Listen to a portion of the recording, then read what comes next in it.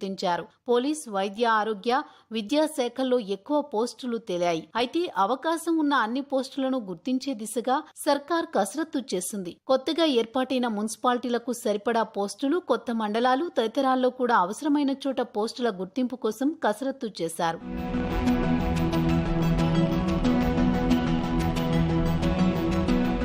పోస్టులకు సంబంధించి ఐఏఎస్ అధికారి శేషాద్రి నేతృత్వంలోని కమిటీ కసరత్తు చేసింది. అన్నింటి ఆధారంగా ఉద్యోగాల ఖాళీలను ప్రభుత్వం గుర్తించింది. వేతన సవరణ సంఘం నివేదిక ప్రకారం రాష్ట్రంలో 192,800 ఉద్యోగాల ఖాళీలు ఉన్నాయి. అయితే వాటిలో చాలా పోస్టుల స్థానంలో ఒప్పంద, పొరుగు సేవల పద్ధతిలో ఉద్యోగాలు చేస్తున్నారు. దీంతో నికరంగా ఉండే ఖాళీల భర్తీని ప్రభుత్వం చేపట్టనుంది. 1,00,000 ఉద్యోగాలు భర్తీ చేయాలన్న ఆలోచనలో రాష్ట్ర ప్రభుత్వం ఉన్నట్లు సమాచారం.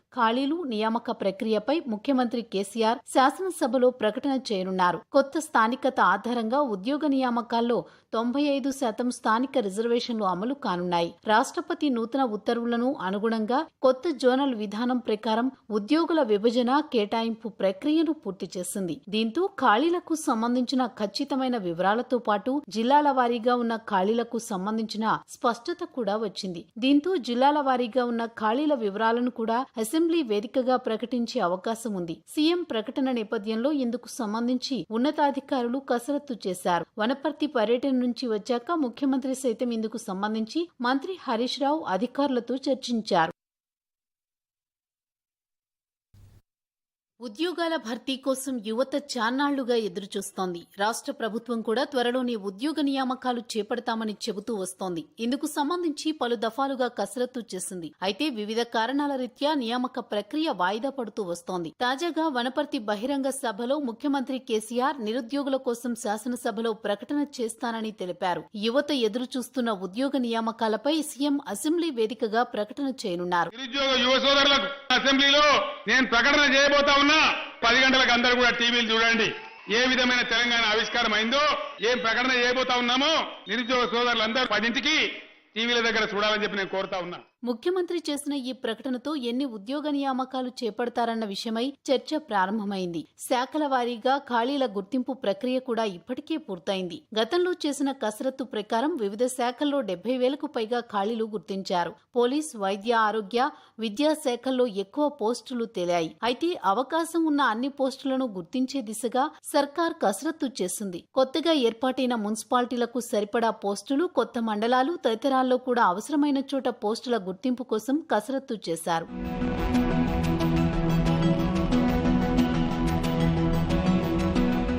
పోస్టులకు సంబంధించి ఐఏఎస్ అధికారి శేషాద్రి నేతృత్వంలోని కమిటీ కసరత్తు చేసింది. అన్నింటి ఆధారంగా ఉద్యోగాల ఖాళీలను ప్రభుత్వం గుర్తించింది. వేతన సవరణ సంఘం నివేదిక ప్రకారం రాష్ట్రంలో 192,800 ఉద్యోగాల ఖాళీలు ఉన్నాయి. అయితే వాటిలో చాలా పోస్టుల స్థానంలో ఒప్పంద, పొరుగు సేవల పద్ధతిలో ఉద్యోగాలు చేస్తున్నారు. దీంతో నికరంగా ఉండే ఖాళీల భర్తీని ప్రభుత్వం చేపట్టనుంది. 1,00,000 ఉద్యోగాలు భర్తీ చేయాలన్న ఆలోచనలో రాష్ట్ర ప్రభుత్వం ఉన్నట్లు సమాచారం. నియామక ప్రక్రియపై ముఖ్యమంత్రి కేసీఆర్ శాసనసభలో ప్రకటన చేయనున్నారు. కొత్త స్థానికత ఆధారంగా ఉద్యోగ నియామకాల్లో 95% స్థానిక రిజర్వేషన్లు అమలు కానున్నాయి. రాష్ట్రపతి నూతన ఉత్తర్వులను అనుగుణంగా కొత్త జోనల్ విధానం ప్రకారం ఉద్యోగుల విభజన, కేటాయింపు ప్రక్రియను పూర్తి చేసింది. దీంతో ఖాళీలకు సంబంధించిన ఖచ్చితమైన వివరాలతో పాటు జిల్లాల వారీగా ఉన్న ఖాళీలకు సంబంధించిన స్పష్టత కూడా వచ్చింది. దీంతో జిల్లాల వారీగా ఉన్న ఖాళీల వివరాలను కూడా అసెంబ్లీ వేదికగా ప్రకటించే అవకాశం ఉంది. సీఎం ప్రకటన నేపథ్యంలో ఇందుకు సంబంధించి ఉన్నతాధికారులు కసరత్తు చేశారు. వనపర్తి పర్యటన నుంచి వచ్చాక ముఖ్యమంత్రి సైతం ఇందుకు సంబంధించి మంత్రి హరీష్ రావు అధికారులతో చర్చించారు. ఉద్యోగాల భర్తీ కోసం యువత చాన్నాళ్లుగా ఎదురుచూస్తోంది. రాష్ట్ర ప్రభుత్వం కూడా త్వరలోనే ఉద్యోగ నియామకాలు చేపడతామని చెబుతూ వస్తోంది. ఇందుకు సంబంధించి పలు దఫాలుగా కసరత్తు చేసింది. అయితే వివిధ కారణాల రీత్యా నియామక ప్రక్రియ వాయిదా పడుతూ వస్తోంది. తాజాగా వనపర్తి బహిరంగ సభలో ముఖ్యమంత్రి కేసీఆర్ నిరుద్యోగుల కోసం శాసనసభలో ప్రకటన చేస్తానని తెలిపారు. యువత ఎదురుచూస్తున్న ఉద్యోగ నియామకాలపై సీఎం అసెంబ్లీ వేదికగా ప్రకటన చేయనున్నారు. 10 గంటలకు అందరూ కూడా టీవీలు చూడండి. ఏ విధమైన తెలంగాణ ఆవిష్కారం అయిందో, ఏం ప్రకటన చేయబోతా ఉన్నామో నిరుద్యోగ సోదరులందరూ 10ంటికి టీవీల దగ్గర చూడాలని చెప్పి నేను కోరుతా ఉన్నా. ముఖ్యమంత్రి చేసిన ఈ ప్రకటనతో ఎన్ని ఉద్యోగ నియామకాలు చేపడతారన్న విషయమై చర్చ ప్రారంభమైంది. శాఖల వారీగా ఖాళీల గుర్తింపు ప్రక్రియ కూడా ఇప్పటికే పూర్తయింది. గతంలో చేసిన కసరత్తు ప్రకారం వివిధ శాఖల్లో 70,000కు పైగా ఖాళీలు గుర్తించారు. పోలీస్, వైద్య, ఆరోగ్య, విద్యా శాఖల్లో ఎక్కువ పోస్టులు తేలాయి. అయితే అవకాశం ఉన్న అన్ని పోస్టులను గుర్తించే దిశగా సర్కార్ కసరత్తు చేసింది. కొత్తగా ఏర్పాటైన మున్సిపాలిటీలకు సరిపడా పోస్టులు, కొత్త మండలాలు తదితరాల్లో కూడా అవసరమైన చోట పోస్టుల గుర్తింపు కోసం కసరత్తు చేశారు.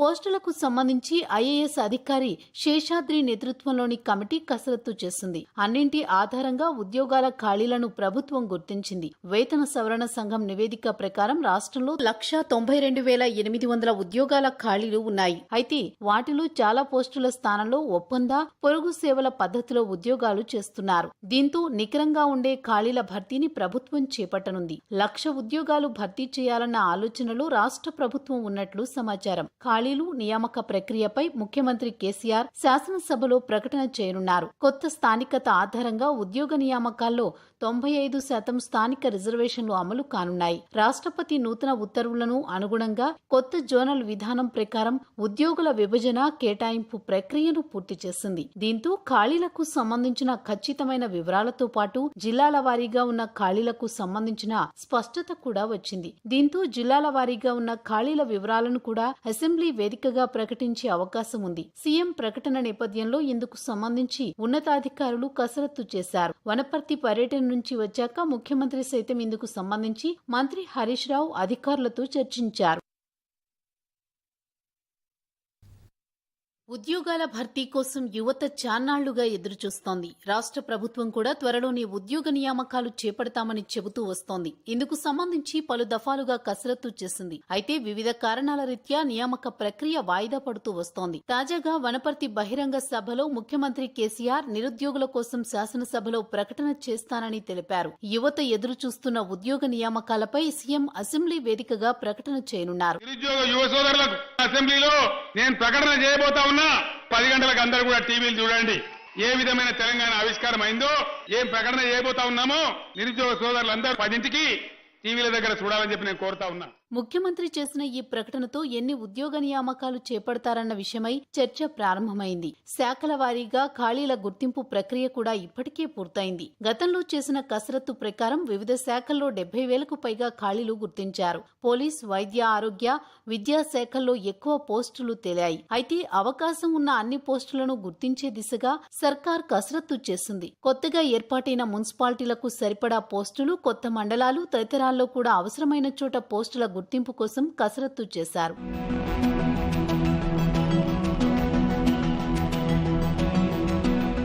పోస్టులకు సంబంధించి ఐఏఎస్ అధికారి శేషాద్రి నేతృత్వంలోని కమిటీ కసరత్తు చేసింది. అన్నింటి ఆధారంగా ఉద్యోగాల ఖాళీలను ప్రభుత్వం గుర్తించింది. వేతన సవరణ సంఘం నివేదిక ప్రకారం రాష్ట్రంలో 192,800 ఉద్యోగాల ఖాళీలు ఉన్నాయి. అయితే వాటిలో చాలా పోస్టుల స్థానంలో ఒప్పంద, పొరుగు సేవల పద్ధతిలో ఉద్యోగాలు చేస్తున్నారు. దీంతో అధ్యక్ష,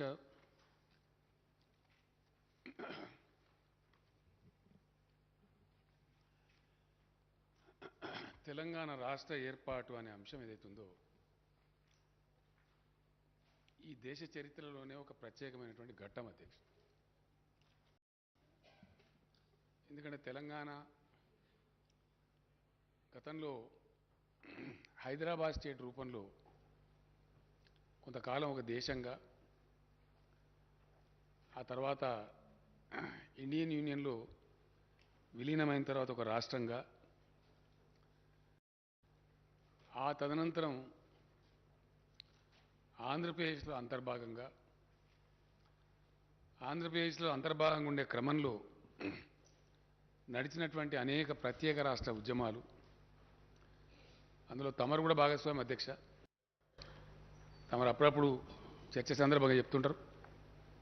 ఇంజనీరింగ్ విద్యార్థిగా మాసాప్ ట్యాంక్లో ఉంటూ నేను కూడా లాఠీ దెబ్బలు తిన్నా చంద్రశేఖర్ గారు అని చెప్పి నాతో మీరు 2-3 సార్లు తమరే అన్నారు అధ్యక్ష. 69లో జరిగిన మూమెంట్లో నేను కూడా 9th క్లాస్ కంప్లీట్ అయ్యి అప్పుడు 10th లోకి వచ్చి రిజర్వ్ పోలీసు వాళ్ళు కొట్టిన దెబ్బలు నేను కూడా పడ్డా అధ్యక్ష. సిద్దిపేట పట్టణంలో. అట్లా ఉద్యమాల పరంపర కూడా చాలా దశాబ్దాల తరబడి కొనసాగింది అధ్యక్ష. అంతులేని వివక్ష,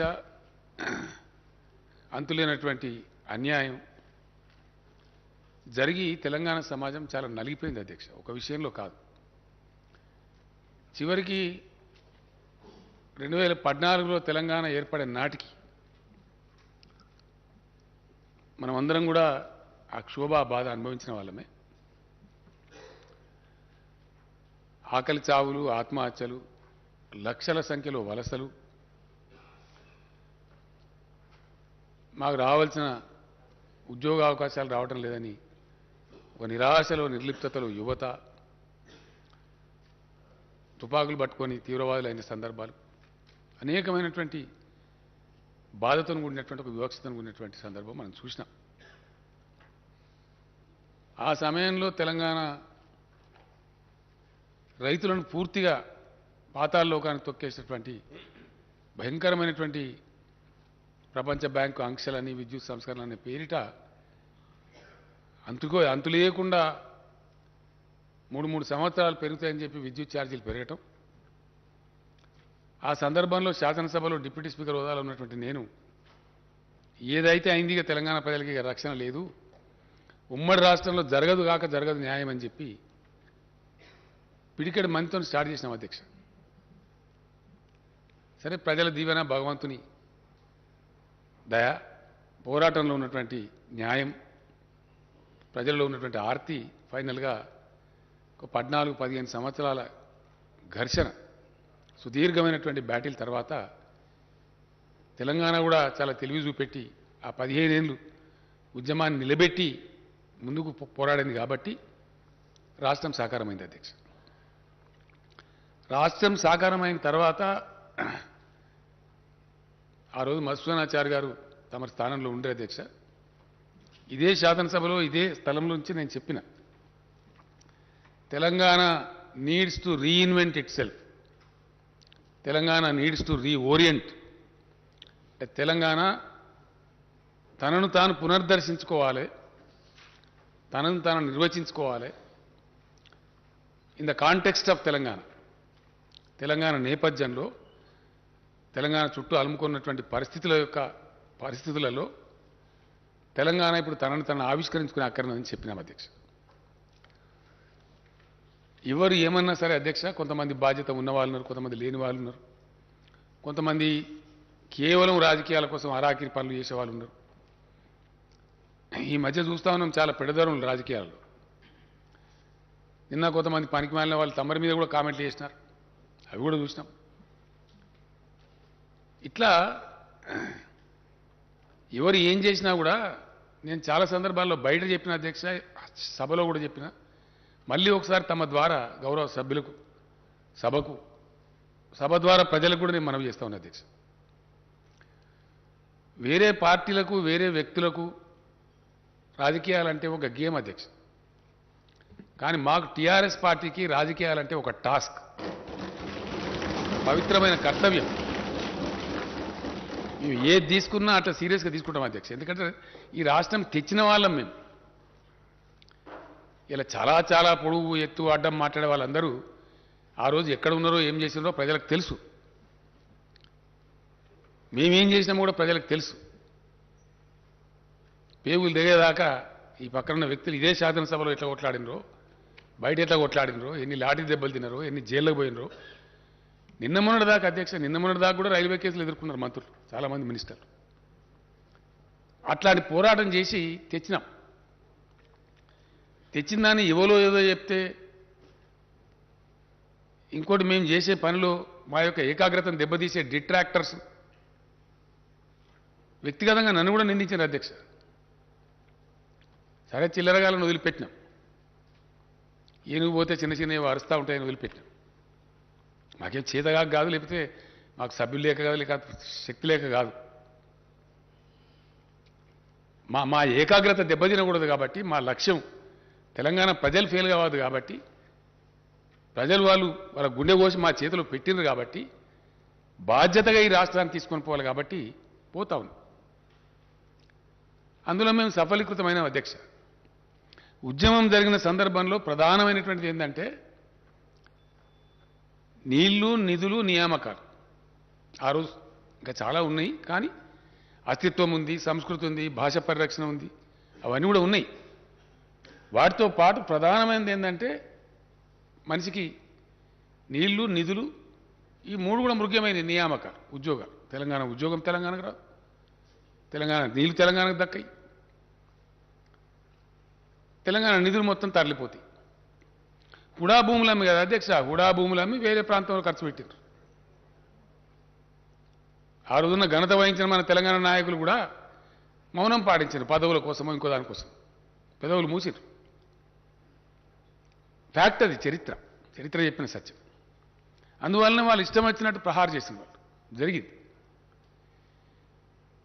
3 విషయాలు ప్రధానంగా భాషా పరిరక్షణ జరిగింది అధ్యక్ష. ఇలా తెలంగాణ భాష పెడితేనే సినిమా హీరో క్లిక్ అవుతున్నాడు తెలుగు సినిమాలో. ఒకప్పుడు జోకర్లో పెట్టింది. తెలంగాణ సంస్కృతి, బతుకమ్మ, బోనాలు, పోచమ్మ ఎంత వైభవంగా మా శ్రీనివాస్ యాదవ్ గారు నాతో ఎంత కొట్లాడతారో, మా హైదరాబాద్ నగర నాయకులు, మా దానం నాగేంద్ర వీళ్ళంతా, శాసనసభ్యులంతా వచ్చి సార్ 10 కాదు 15 కోట్లు కావాలి, 20 కోట్లు కావాలి, ఇంకా గుళ్ళకు ఎక్కువ ఇవ్వాలి, అర్చకులు కూడా మా గుళ్ళకు ఎక్కువ ఇవ్వాలి, ధూపదీప నైవేద్యం ప్రతి గుడికి ఇవ్వాలి. కలిగింది కాబట్టి కొట్లాడుతున్నారు, తీసుకుపోతున్నారు, పెడుతున్నారు, ప్రజలు సంతోషంగా అన్ని సంబరాలు చేసుకుంటున్నారు.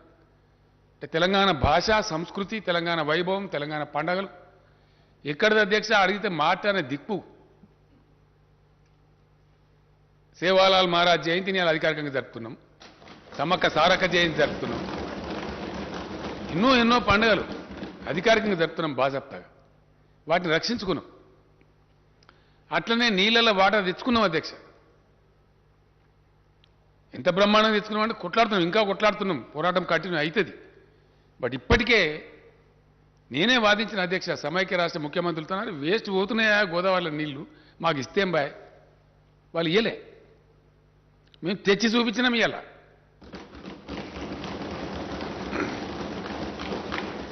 తమరే వచ్చిన అధ్యక్ష, తమరి ఆధ్వర్యంలోనే తమరి చేతోనే అచ్చంగా ఏప్రిల్ 24, 25 నాకు తెలియదు, హరీష్ రావు వీళ్ళంతా తీసుకెళ్ళి అక్కడ మెదక్లో నిజాం సాగర్ నింపినాం అధ్యక్ష. గత సంవత్సరం మనం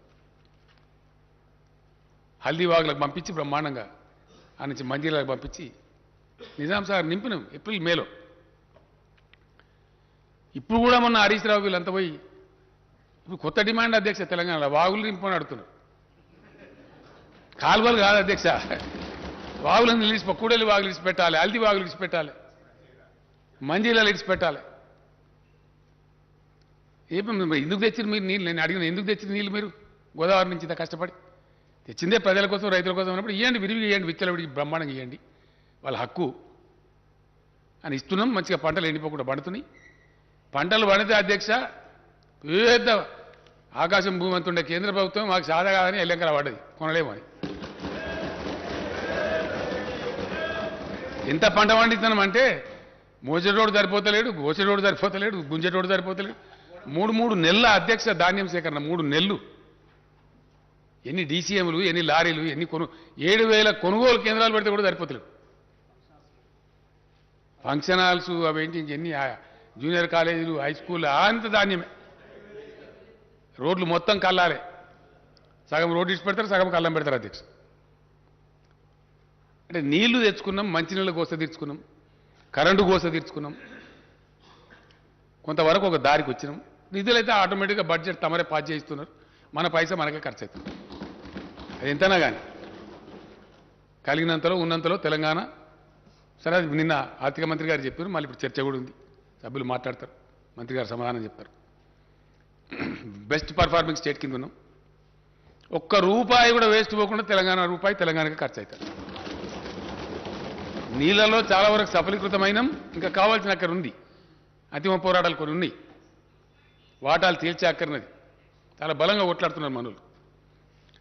నిధుల విషయానికి వస్తే బడ్జెట్ మన బడ్జెట్ మనకే పాస్ అవుతుంది, మన పైసా మనకే ఖర్చు అవుతుంది. సార్థకమైంది నియామకాలు.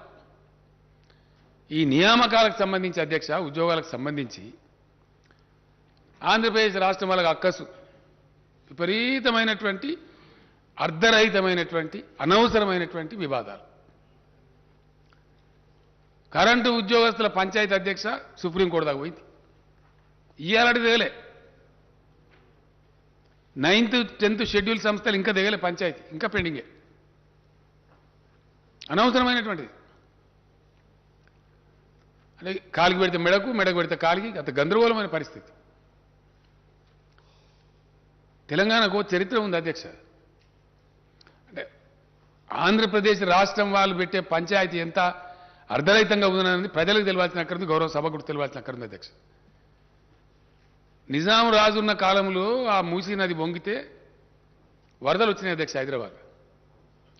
అప్పుడు ఆయన ఏం చేద్దాము, ఈ నగరాన్ని పౌరులు ఎట్లా రక్షించుకోవాలని మోక్షగుండం విశ్వేశ్వరయ్య గారిని పిలిపించి సలహా అడిగితే గండిపేట హిమాయస్తారు 2 గటబా, ఆ వరద దగ్గుతుంది, బాధ పోతుంది, ఇట్టు కాదని చెప్తే అప్పుడు కట్టిండి అధ్యక్ష. కట్టిన తర్వాత ఇక వరద బాధ పోయింది.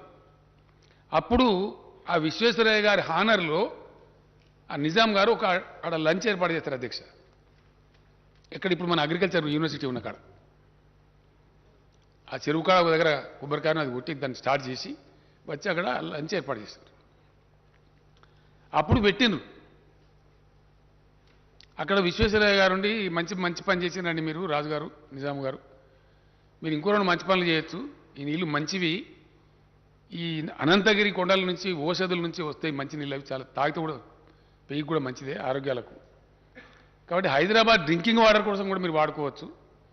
అట్లాగే మంచి వ్యవసాయ పరిశోధన కేంద్రం పెట్టి కూడా వ్యవసాయం గురించి కూడా మీరు చేయొచ్చు అని చెప్తే అప్పుడు అప్పటికప్పుడే ఎక్కడైతే కూర్చొని భోంచేస్తున్నారో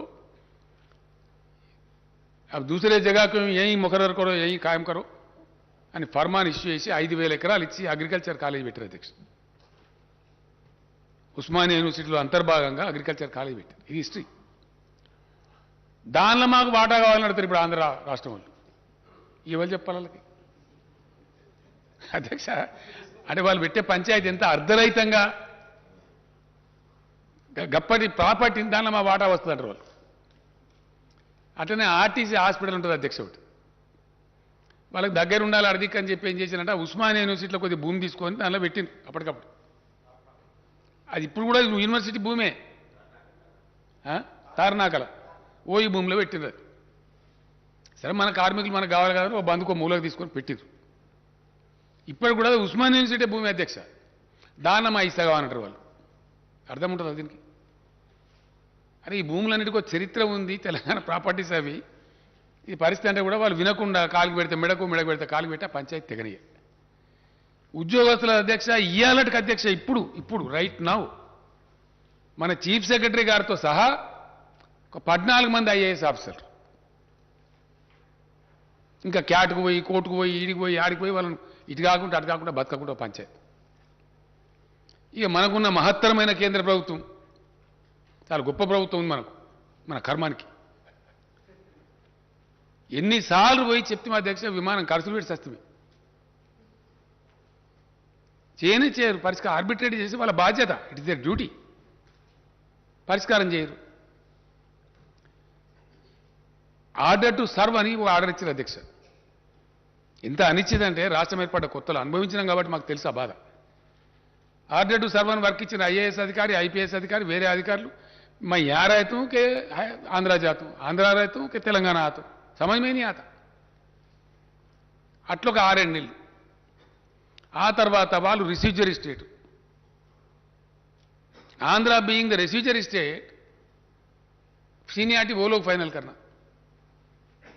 ఆర్డీఓ సీనియారిటీ ఫైనల్ చేయరు, డిఎస్పీ సీనియారిటీ ఫైనల్ చేయరు. ఆ లింకు పాతది.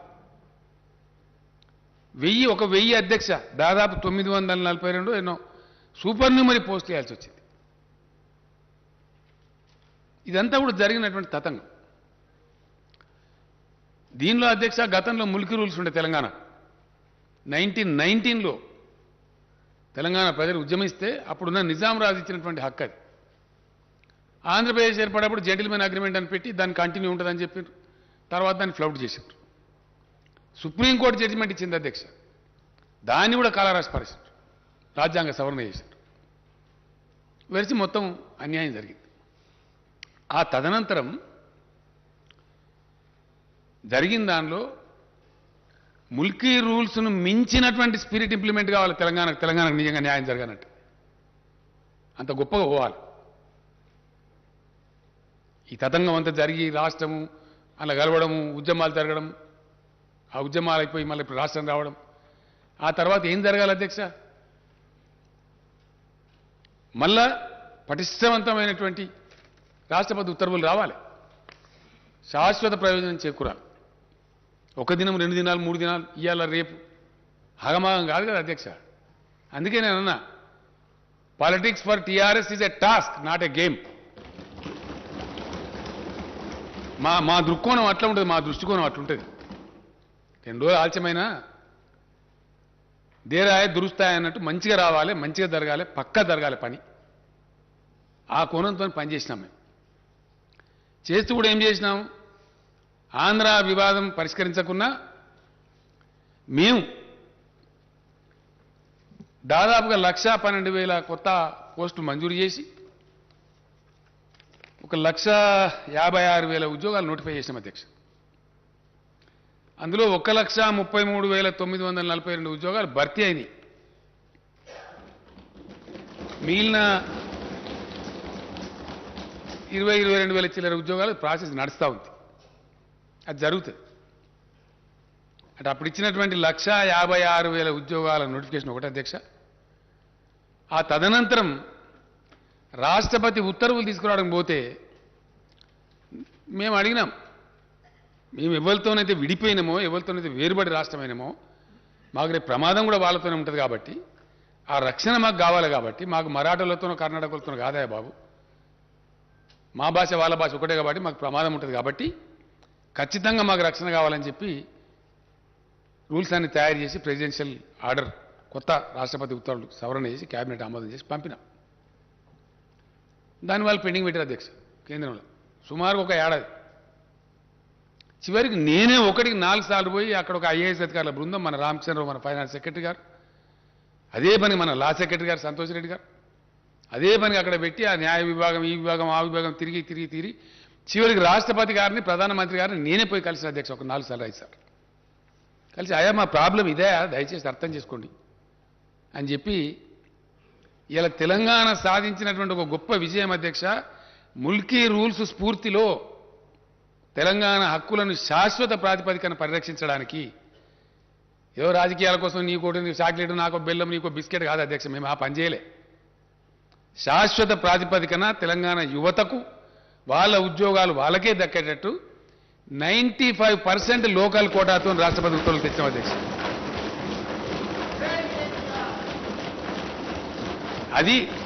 అది మేము చేసింది. 4 రోజులు ఆలస్యమైతే అయింది, కానీ శాశ్వతంగా ఈ కారణం నుంచి ఏ ఉద్యోగం వచ్చినా 95% ఎక్కడి నుంచి అధ్యక్ష? గతంలో స్టేట్ లెవెల్ పోస్టులను పెట్టి మొత్తం కొట్టేశారు. ఇలా అటెండర్ పోస్ట్ నుంచి ఆర్డీఓ పోస్ట్ దాకా 95% లోకల్స్కే వస్తుంది.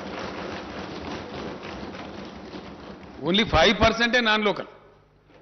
ఆ 5%లో కూడా మళ్ళీ 3%, 4%, 2% మనకే వస్తుంది అధ్యక్ష, ఓపెన్ కోటాలో. గతంలో ఏం చేసింది మోసం అంటే 20% నాన్ లోకల్ కోటా అని పెట్టిన అధ్యక్ష. అసలు నాన్ లోకల్ కోటా లేదు.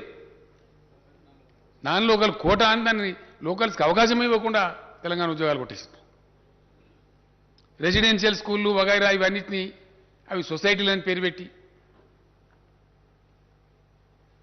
సొసైటీకి రాష్ట్రపతి ఉత్తర్వులు వర్తించవని అట్లా కూడా మోసం చేశారు. అన్ని కొట్టిపడేసాం అధ్యక్ష. ఒక్క సెక్రటేరియట్కి, ఎందుకంటే సెక్రటేరియట్కు వివిధ సర్వీసుల నుంచి, వివిధ ఫీడర్ల నుంచి మన తెలంగాణ ఉద్యోగుల్ని తీసుకుంటారు కాబట్టి అది ఒక్క బాడీ చిన్న తప్ప మిగతా అన్నీ కూడా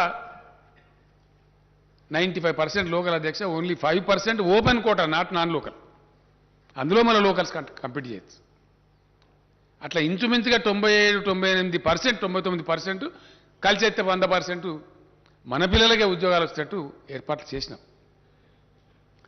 ఈ ఆంధ్ర పెట్టే పంచాయతీ తెగడానికి నిన్న మొన్నటి దాకా తెగలేదు అధ్యక్ష. గత సంవత్సరం డిసెంబర్ కొద్ది రోజుల ముందు చివరికి ఆ 400-500 పోస్టులు పోలీసులు, డిఎస్పీలు, ఈ ఆర్డీఓలు అవన్నీ సూపర్ న్యూమరీ ఇచ్చిన తర్వాత ఆ సీనియార్ల పంచాయతీ కూడా తెగి వాళ్ళకి మనకు గవర్నమెంట్ ఉద్యోగస్తుల కాడికి అయింది.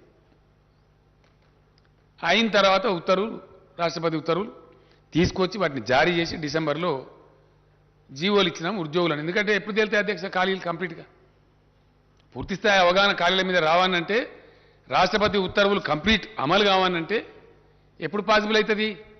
ఉన్న ఉద్యోగస్తులు డివైడ్ కావాలి. కొత్త జోన్ల ప్రకారం, కొత్త డివిజన్ల ప్రకారం, కొత్త జిల్లాల ప్రకారం.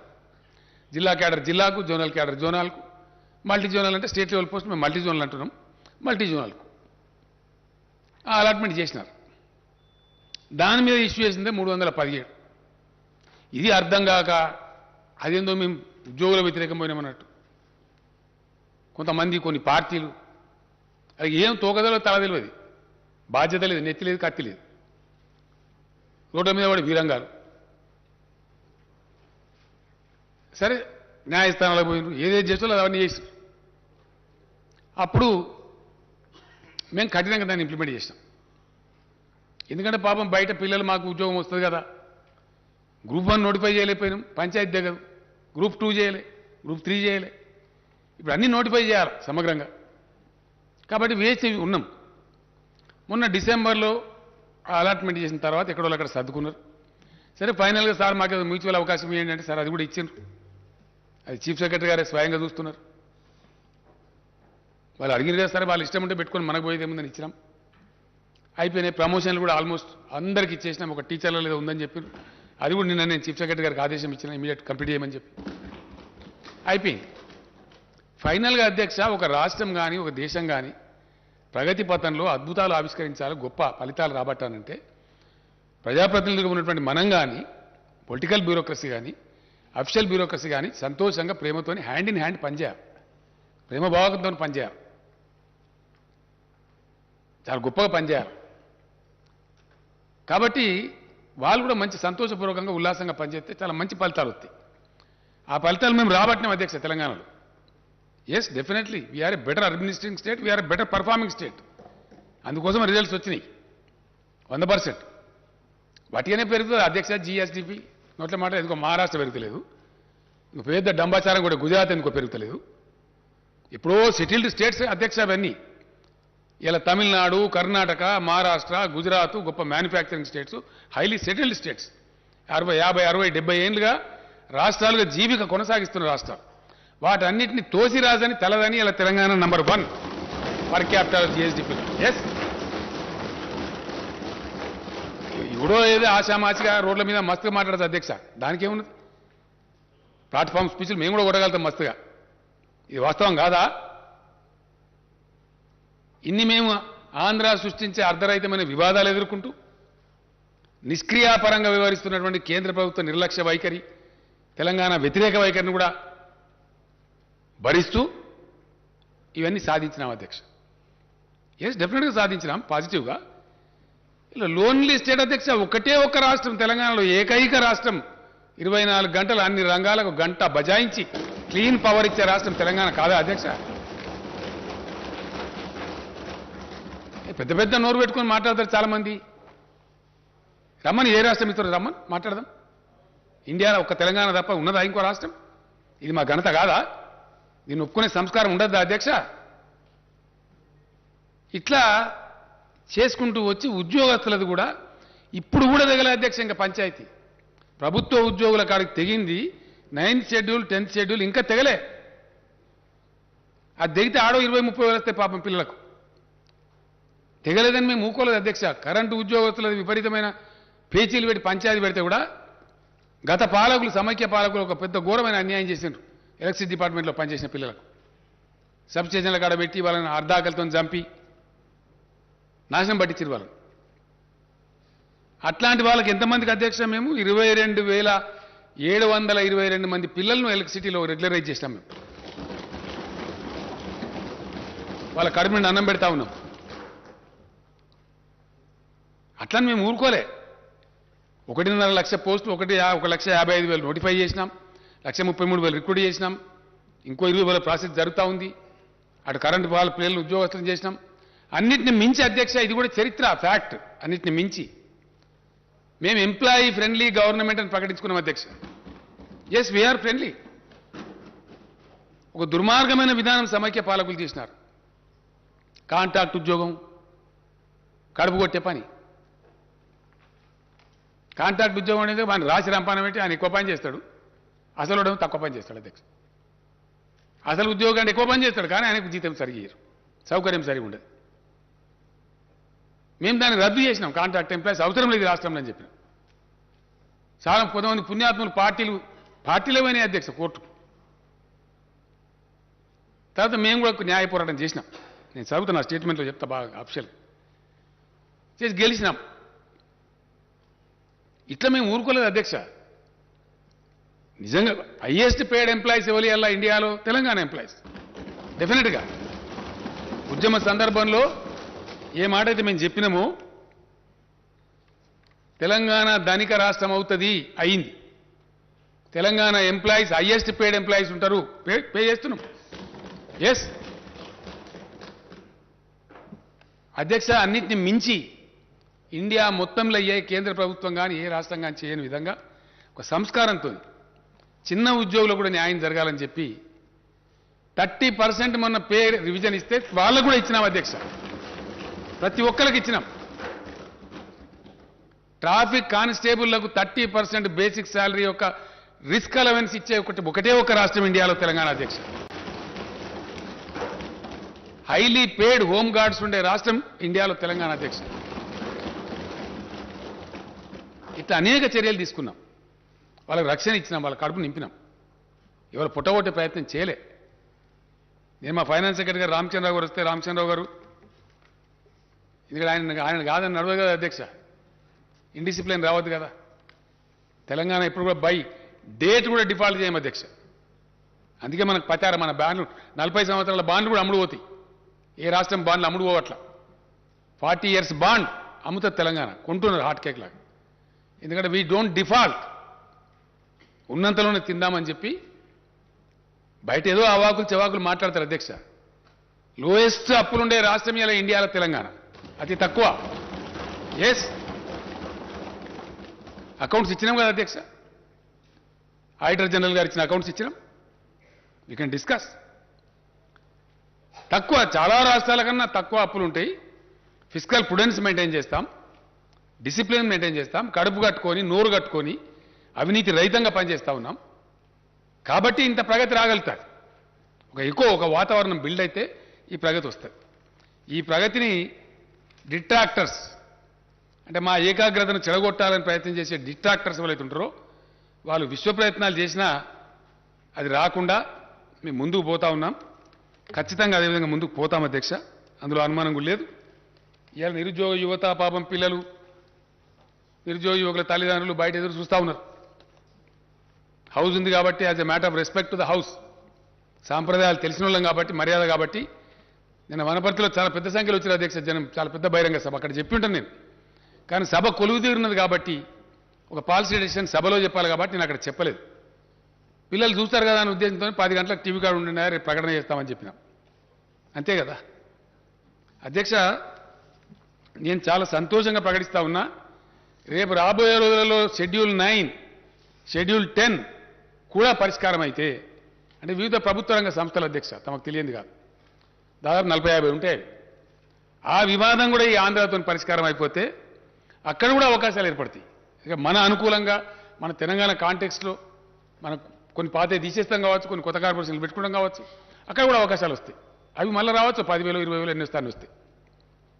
అవి కాకుండా ఇప్పుడు పరిష్కారమైనటువంటి దాని ప్రకారంగా మొత్తం తెలంగాణ మన ఉద్యోగుల విభజన చేసిన తర్వాత స్టేట్మెంట్ చదువుతా అధ్యక్ష, ఒక వర్డ్ చెప్పి తమ అనుమతితోని.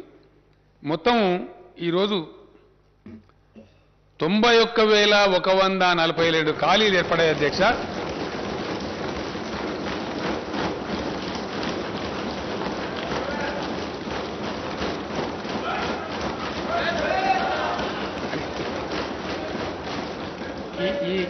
ఈ 91,142 ఉద్యోగాలకు ఈ రోజు నుంచే మొత్తం నోటిఫై చేసేస్తారు అధ్యక్ష, టుడే ఇట్ సెల్ఫ్.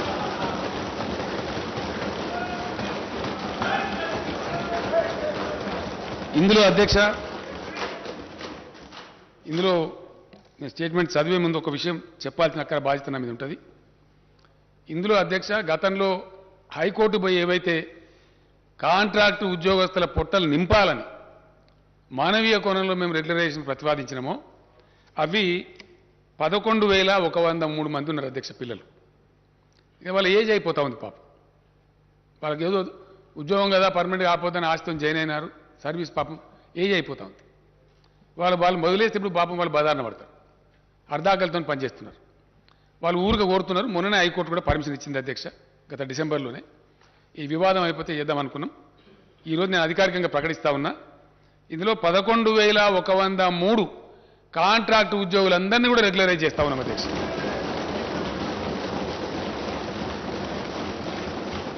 మిగిలినటువంటి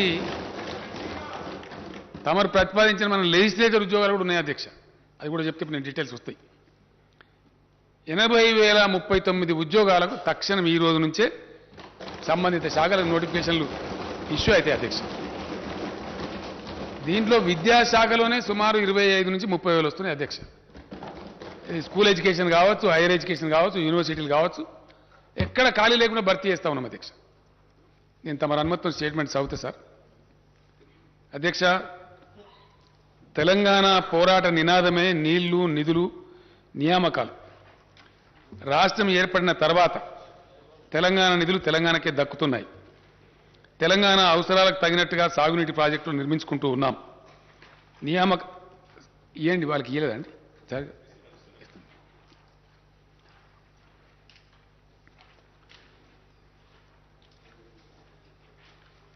సాగునీటి ప్రాజెక్టులు నిర్మించుకుంటూ ఉన్నాం. నియామకాలకు సంబంధించి స్థానిక అభ్యర్థులకు సంపూర్ణ న్యాయం జరగడానికి కావలసిన పటిష్టమైన వ్యవస్థను, విధానాన్ని రూపొందించి అమలు చేస్తున్నాం. ఈ నేపథ్యంలో భారత రాజ్యాంగంలోని ఆర్టికల్ 371D ప్రకారం రాష్ట్రపతి ఉత్తర్వులకు సవరణలు చేయడం కోసం ప్రతిపాదనలు పంపించాం. కేంద్రం అనవసర తాత్సారం చేసింది. దీంతో నేనే స్వయంగా అనేక మార్లు ఢిల్లీకి వెళ్ళి గౌరవ ప్రధానమంత్రి గారిని, గౌరవ రాష్ట్రపతి గారిని కలిసి దీనికి ఉన్న ప్రాముఖ్యతను వివరించారు. దీనికోసమని ప్రత్యేకంగా అధికారుల బృందాన్ని ఢిల్లీలో పెట్టి ప్రభుత్వం నిరంతర ప్రయత్నం చేసింది. రాష్ట్ర ప్రభుత్వం చేసిన ప్రయత్నాల ఫలితంగా రాష్ట్రపతి ఉత్తర్వుల సవరణ సాధ్యమైంది. ఇది తెలంగాణ ప్రజల చిరకాల ఆకాంక్షను నెరవేర్చిన చరిత్రాత్మకమైనటువంటి విజయం. తెలంగాణ ప్రభుత్వం కృషి వల్ల ఇక నుంచి ప్రభుత్వ ఉద్యోగాలలో అత్యంత దిగువ స్థాయి క్యాడర్ నుంచి ఉన్నత స్థాయి క్యాడర్ దాకా, అంటే అటెండర్ నుంచి ఆర్డీఓ దాకా స్థానిక అభ్యర్థులకు 95% రిజర్వేషన్ అమలవుతుందని తెలియజేయడానికి నేను సంతోషిస్తూ ఉన్నాను. దేశంలో స్థానికులకు ప్రభుత్వ ఉద్యోగ నియామకాల్లో 95% రిజర్వేషన్ సాధించిన ఒకే ఒక్క రాష్ట్రం తెలంగాణ రాష్ట్రం అధ్యక్ష. అర్ధ శతాబ్దం పాటు తెలంగాణకు జరిగిన అన్యాయ పరంపరను టీఆర్ఎస్ ప్రభుత్వం అంతం చేయగలిగింది అని చెప్పడానికి నేను గర్విస్తా ఉన్నాను. కొత్తగా సాధించుకున్న రాష్ట్రపతి ఉత్తర్వుల మేరకు స్థానిక అభ్యర్థులకు రిజర్వేషన్ శాతం పెరగటమే కాకుండా స్థానిక రిజర్వేషన్ పరిధిలోకి వచ్చే పోస్టుల సంఖ్య కూడా గణనీయంగా పెరిగింది. గత ఉత్తర్వుల ప్రకారం RDO, DSP, CTO, RTO, district registrar, excise superintendent తదితర గ్రూప్ 1 ఉద్యోగాలకు లోకల్ రిజర్వేషన్ వర్తించేది కాదు. కానీ ఇప్పుడు ఇవన్నీ కూడా లోకల్ రిజర్వేషన్ల పరిధిలోకే తీసుకొచ్చాం. గతంలో ఉన్న రాష్ట్రపతి ఉత్తర్వుల ప్రకారం 60 నుంచి 80% వరకు మాత్రమే లోకల్ రిజర్వేషన్ పరిధి ఉండేది. ఇప్పుడు అన్ని పోస్టులకు 95% లోకల్ రిజర్వేషన్ వర్తిస్తుంది అధ్యక్ష. స్థానిక అభ్యర్థులు తమ స్వంత జిల్లా, స్వంత జోన్, మల్టీ జోన్లలో 95% రిజర్వేషన్ సౌకర్యాన్ని కలిగి ఉండడమే కాక ఇతర జిల్లాలు, జోన్లు, మల్టీ జోన్లలో 5% ఓపెన్ కోటాకు ఉద్యోగాలకు పోటీ పడవచ్చు. స్థానిక అభ్యర్థులు తమ జిల్లాలో జిల్లా క్యాడర్ పోస్టులకు, తమ జోన్లోని జోనల్ క్యాడర్ పోస్టులకు అర్హత కలిగి ఉంటారు. నిరుద్యోగ యువత ఆయా ఉద్యోగాలకు పోటీ పడటానికి గతం కన్నా ఎక్కువ అవకాశాలు లభిస్తాయని తెలియజేస్తున్నాను. 7 జోన్లు, 33 జిల్లాల వారీగా ఉద్యోగ నియామకాలు చేపట్టడం వల్ల రాష్ట్రంలోని మారుమూల ప్రాంతాల్లో ఉద్యోగ ఖాళీలు, సిబ్బంది కొరత వంటి సమస్యలు తీరుతాయి. కొత్త రాష్ట్రం ఆవిర్భావం అనేది భౌగోళిక విభజనతో పాటు ఉద్యోగులు, ఆస్తుల విభజనతో కూడుకున్న ప్రక్రియ. ప్రభుత్వ సంస్థలు మాత్రమే కాక ఆంధ్రప్రదేశ్ పునర్వ్యవస్థీకరణ చట్టంలోని 9, 10 షెడ్యూళ్ల కింద పేర్కొన్న ప్రభుత్వ పరిధిలోని వివిధ వాణిజ్య సంస్థలు, ఇతర సంస్థలకు చెందిన ఆస్తులు, ఉద్యోగాల విభజన కూడా ముడిపడి ఉంది. అయితే ఈ ప్రక్రియకు కేంద్ర ప్రభుత్వం ఆదేశాలతో సంబంధం ఉంది. ఆంధ్రప్రదేశ్ రాష్ట్రం సృష్టిస్తున్న అర్ధరహిత వివాదాలు, కాలికేస్తే మెడకు, మెడకేస్తే కాలికి వేసినట్టుండే దుర్మార్గ వైఖరి, దీనికి తోడు కేంద్ర ప్రభుత్వ బాధ్యత రాహిత్యం, నిర్లిప్తత వల్ల ఈ ప్రక్రియ ఇప్పటికీ ఇంకా పూర్తి కాలేదు. తెలంగాణ ప్రభుత్వం ఏర్పడిన తర్వాత తెలంగాణ కేంద్రంగా ప్రణాళికలను, విధానాలను రూపొందించుకున్నాం. తెలంగాణ అవసరాలకు తగిన విధంగా పరిపాలనా సంస్కరణలను అమల్లోకి తెచ్చాం.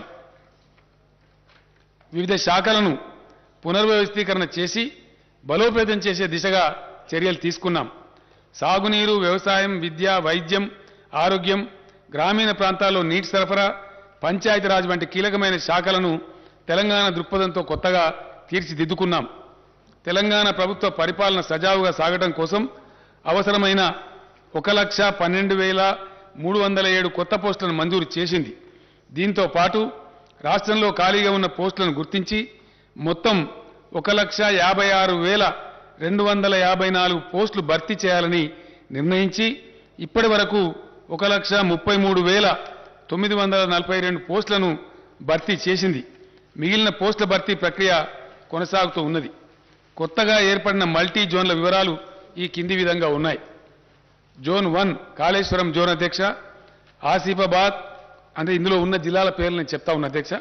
ఆసిఫాబాద్, కుమ్రం భీం, మంచిర్యాల, పెద్దపల్లి, జయశంకర్, భూపాలపల్లి, ములుగు జిల్లాలు జోన్ కాళేశ్వరంలో జోన్ 1లో ఉన్నాయి అధ్యక్ష. బాసర జోన్, జోన్ 2, ఆదిలాబాద్, నిర్మల్, నిజామాబాద్, జగిత్యాల జిల్లాలు ఈ బాసర జోన్లో ఉన్నాయి అధ్యక్ష. అదేవిధంగా వేములవాడ రాజన్న జోన్, కరీంనగర్, రాజన్న సిరిసిల్ల, సిద్దిపేట, మెదక్, కామారెడ్డి జిల్లాలు రాజన్న జోన్లో ఉన్నాయి అధ్యక్ష. భద్రాద్రి జోన్, కొత్తగూడెం భద్రాద్రి, ఖమ్మం, మహబూబాబాద్, వరంగల్, హన్మకొండ జిల్లాలు ఈ భద్రాద్రి జోన్లో ఉన్నాయి అధ్యక్ష. అదేవిధంగా జోన్ 5 యాదాద్రి జోన్, సూర్యాపేట, నల్లగొండ, యాదాద్రి భువనగిరి, జనగాం జిల్లాలు యాదాద్రి జోన్లో ఉన్నాయి అధ్యక్ష. చారిత్రాత్మక చార్మినార్ జోన్, చార్మినార్ జోన్లో మేడ్చల్, మల్కాజిగిరి, హైదరాబాద్, రంగారెడ్డి, సంగారెడ్డి, వికారాబాద్ జిల్లాలు ఇందులో అంతర్భాగంగా ఉన్నాయి అధ్యక్ష. జోన్ 7 జోగులాంబ జోన్, మహబూబ్ నగర్, నారాయణపేట, జోగులాంబ, గద్వాల, వనపర్తి, నాగర్ కర్నూలు జిల్లాలు జోన్ 7లో ఉన్నాయి అధ్యక్ష. రాష్ట్ర ప్రభుత్వం ప్రతిపాదించిన సవరణలకు గౌరవ రాష్ట్రపతి గారు ఆమోదం తెలపడంతో 2021లో తుది ఉత్తర్వులు జారీ అయ్యాయి. ఈ ఉత్తర్వులకు అనుగుణంగా స్థానిక క్యాడర్ వ్యవస్థీకరణ ప్రక్రియ గతేడాది ఆగస్టులో పూర్తి అయింది. పలు ఉద్యోగ సంఘాలతో చర్చల తర్వాత ప్రస్తుత ఉద్యోగులను కొత్త స్థానిక క్యాడర్ల కింద కేటాయించే ప్రక్రియను గతేడాది డిసెంబర్లో ప్రభుత్వం పూర్తి చేసింది. దీంతో ప్రతి జిల్లా, జోనల్, మల్టీ జోనల్ కొత్త స్థానిక క్యాడర్లలో నేరుగా భర్తీ చేయాల్సిన ఖాళీల వివరాలపై స్పష్టత వచ్చింది. ఖాళీల భర్తీ గురించి నోటిఫికేషన్లు జారీ చేయడానికి మార్గం సుగమమైంది. ఉమ్మడి రాష్ట్రం నుంచి తెలంగాణకు కాంట్రాక్టు ఉద్యోగులు వారసత్వంగా లభించారు. ప్రభుత్వ రంగంలో ఇంత పెద్ద సంఖ్యలో కాంట్రాక్టు ఉద్యోగులు ఉండటం సబబు కాదని తెలంగాణ ప్రభుత్వం భావించింది. ఈ నేపథ్యంలోనే రాష్ట్రం ఏర్పాటైన కొత్తలోనే 2014 జూన్ 2 నాటికి కాంట్రాక్టు ఉద్యోగులుగా పనిచేస్తున్న వారిని మానవీయ దృక్పథంతో ప్రభుత్వం రెగ్యులర్ చేయాలని నిర్ణయించింది. అయితే కొన్ని రాజకీయ పార్టీలు సంకుచిత మనస్తత్వంతో కోర్టులు కేసులు వేసిన నేపథ్యంలో హైకోర్టు జారీ చేసిన తాత్కాలిక ఉత్తర్వుల కారణంగా ఈ ప్రక్రియ మధ్యలో నిలిచిపోయింది. ప్రభుత్వం పట్టువిడవకుండా న్యాయ పోరాటం చేసింది. ప్రభుత్వ పోరాటం ఫలితంగా గతేడాది డిసెంబర్ 7న సంబంధిత రిట్ పిటిషన్లను కొట్టేస్తూ హైకోర్టు ఆదేశాలను వెలువరించింది. అవరోధాలన్నీ తొలగిపోయిన నేపథ్యంలో కాంట్రాక్టు ఉద్యోగుల సేవలను ప్రభుత్వం క్రమబద్ధీకరిస్తున్నది. అధ్యక్ష, ఇకపై రాష్ట్రంలో కాంట్రాక్ట్ పద్ధతిలో ఉద్యోగ నియామకాలు ఉండవు అని నేను స్పష్టంగా తెలియజేస్తూ ఉన్నాను. యూనివర్సిటీల్లో 2020 బోధన పోస్టులను 2774 బోధనేతర పోస్టులను భర్తీ చేయాలని ప్రభుత్వం ప్రతిపాదించింది. దీంతో మొత్తం ప్రత్యక్ష నియామక ఖాళీలు 91,142గా ఉన్నాయని తేలింది. కాంట్రాక్టు ఉద్యోగుల రెగ్యులరైజేషన్ పోగా రాష్ట్రంలో నేరుగా నియామకం చేయాల్సిన ఖాళీల సంఖ్య 80,039గా ఉన్నట్టు తేలింది. ఈ పోస్టుల భర్తీని వెంటనే చేపట్టాలని ప్రభుత్వం నిర్ణయించిందనే శుభవార్తను రాష్ట్ర నిరుద్యోగ యువతకు నేను తెలియజేయడానికి సంతోషిస్తా ఉన్నాను. అధ్యక్ష, ఈ భర్తీ ప్రక్రియ వల్ల ఏటా సుమారు 7,000 కోట్ల రూపాయల అదనపు భారం రాష్ట్ర ఖజానాపై పడుతుంది. అయినా కూడా ప్రభుత్వం ఈ సాహసోపేత నిర్ణయాన్ని తీసుకుందని నేను తెలియజేస్తున్నాను. ఇక నుంచి అధ్యక్ష, ప్రభుత్వ ఉద్యోగంలో ఉండేటువంటి ఖాళీలు వీటి మీద రకరకాల అపోహలు, ఇష్టం వచ్చిన స్టేట్మెంట్లు, ఎవరు పడితే వాళ్ళు ఇవ్వటం అంతా జరుగుతూ ఉంది. అదంతా కూడా తీసివేసి యువకులకు స్పష్టత ఉండడానికి, టోటల్ ట్రాన్స్పరెన్సీ తేవడానికి కొత్త పాలసీ తెస్తా ఉన్నాం. ఇక నుంచి ఖాళీలను ముందే గుర్తించి ప్రతి సంవత్సరం ఉద్యోగాల భర్తీ క్యాలెండర్ను ప్రకటించి పారదర్శకంగా నియామకాలు చేపట్టాలని ప్రభుత్వం నిర్ణయం తీసుకుంది. ఈ మేరకు అన్ని విభాగాలు తమ వద్ద ప్రతి సంవత్సరం ఏర్పడే ఖాళీల వివరాలను సిద్ధం చేస్తాయి. నోటిఫికేషన్ల జారీ కోసం ఆయా నియామక సంస్థలకు సమాచారం ఇస్తాయి. ఉద్యోగార్థులు అన్ని నియామక పరీక్షల్లో పోటీ పడేందుకు వీలుగా మధ్యలో తగిన వ్యవధి ఇస్తూ నోటిఫికేషన్లు విడుదల చేయాలని ప్రభుత్వం నిర్ణయించింది. పోలీస్ శాఖ వంటి యూనిఫామ్ సర్వీసులు మినహా ఇతర ప్రత్యక్ష నియామకాల్లో గరిష్ట వయో పరిమితిని 10 ఏళ్లకు పెంచాలని ప్రభుత్వం నిర్ణయించింది.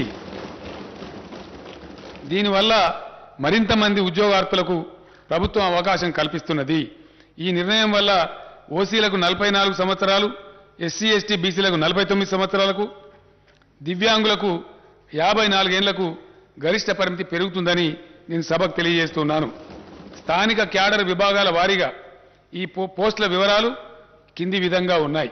అధ్యక్ష, దీని ద్వారా వచ్చే result and vacancies group 1 category అధ్యక్ష, దానిలో దాదాపు 16 నుంచి 20 వరకు కేటగిరీలు ఉన్నాయి.